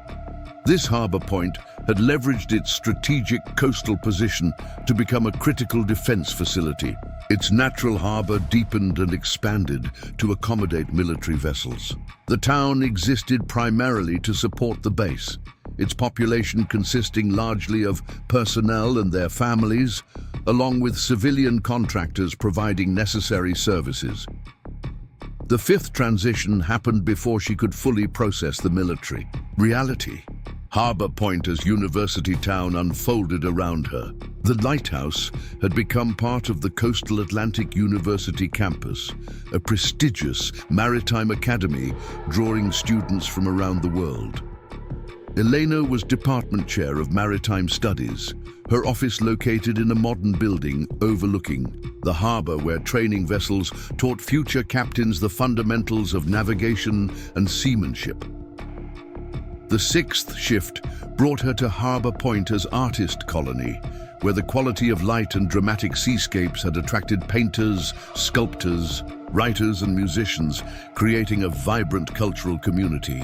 The lighthouse inspired countless works, its beam appearing in paintings hung in galleries lining streets, once occupied by fishing supply stores and net menders' workshops. Elena ran a small publishing house specializing in maritime literature. Her bookshop expanded to include a press that had launched several notable careers. The final transition occurred almost immediately. Harbor Point, devastated by climate crisis, materialized around her with shocking starkness. The harbor's protective seawalls had failed during a catastrophic storm surge, leaving the lower town permanently flooded. Residents had adapted, building elevated walkways between structures and converting ground floors to boat access. The lighthouse remained operational but isolated, accessible only by water during high tides. This Elena-led community resilience efforts, coordinating resources and adaptation strategies for a population determined to remain despite increasingly hostile conditions. Each reality lasted only moments before dissolving into the next, suggesting that the boundaries between timelines were collapsing at an accelerating rate. Eventually, the cycle completed, and Elena found herself back at the convergence table, physically exhausted but mentally illuminated by the rapid succession of experiences. The transitions are becoming uncontrolled, Dr. Chen reported, checking instruments that showed erratic fluctuations. Full convergence is accelerating toward a critical threshold. Marianne steadied Elena as she swayed slightly. You've seen them all now. Every path Harbor Point might have taken from the original divergence point. Every strength, every weakness, every unique quality, each reality developed in isolation from the others. Elena nodded, the weight of what she'd witnessed settling into her understanding. Each version preserved something valuable while sacrificing other essentials. No single timeline represents what Harbor Point could truly become if made whole again. Precisely, Michael confirmed. Thomas believed he was protecting Harbor Point by establishing alternate branches, but he couldn't foresee how the division would ultimately weaken all versions. A violent tremor shook the cottage, more powerful than any previous disturbance. Outside, the sky had darkened to an unnatural twilight, though it was barely mid-morning. Through the windows, Elena could see Harbor Point flickering between its 7 versions, buildings appearing and disappearing, the very landscape shifting as reality struggled to maintain coherence. We're approaching catastrophic failure of all dimensional boundaries within the convergence zone, Dr. Chen announced, her scientific detachment finally cracking under the strain of impending disaster. Complete temporal collapse is imminent, unless intervention occurs. Elena placed both hands on the convergence table, feeling the vibrations of 7 realities fighting against their artificial separation. The maps had begun to break apart, fragments of each version scattering across the table's surface only to reform in new, unstable configurations. I understand now, she said quietly, certainty forming within her. The mistake wasn't Thomas crossing over or Marianne staying behind. The mistake was believing they had to choose between realities rather than reconciling them. Marianne's eyes widened with recognition. Yes, Thomas took the keeper's bloodline to establish it elsewhere, while I remained with our child to continue the visitor's line here. We thought we were creating safety through separation, but you created weakness. Instead, Elena finished, a lighthouse needs its keeper. A keeper needs their lighthouse. The bloodlines need each other to remain strong. She straightened her shoulders, decision crystallizing in her mind. I know what needs to be done. Michael studied his daughter's expression. You've accepted that you must choose. Not choose between realities, Elena corrected, but choose to end the division entirely, to weave together what was separated, taking the essential elements of each timeline to create a new, stronger whole. She looked around at the gathered witnesses. Harbor Point was never meant to be 7 diminished versions of itself. It was meant to be one place where all possibilities could coexist in balance. Marianne nodded, approval evident in her expression. The keeper's purpose was always to maintain that balance, to stand at the conjunction of possibilities and ensure harmony between them. And that's what I'm going to do, Elena declared, the Harlow key suddenly warm in her pocket. Not by selecting one reality over the others, but by becoming what Thomas and you should have been together. The reconciliation of keeper and visitor, of fixity and change, of tradition and possibility. She withdrew the key, which had transformed. Once more, no longer a simple brass instrument, it now appeared to be composed of some luminous material that caught and refracted light in impossible ways. I need to go to the lamp room, Eleanor announced with quiet authority, where Thomas made his choice, where the division began. That's where it must be healed. Another violent tremor rocked the cottage, plaster cracking along the ceiling as the 7 realities pulled against each other with increasing force. Outside, the waters of the harbor had begun to move in complex patterns, waves from different versions intersecting to create impossible geometries of force and motion. There isn't much time, Dr. Chen warned, checking her instruments. Dimensional.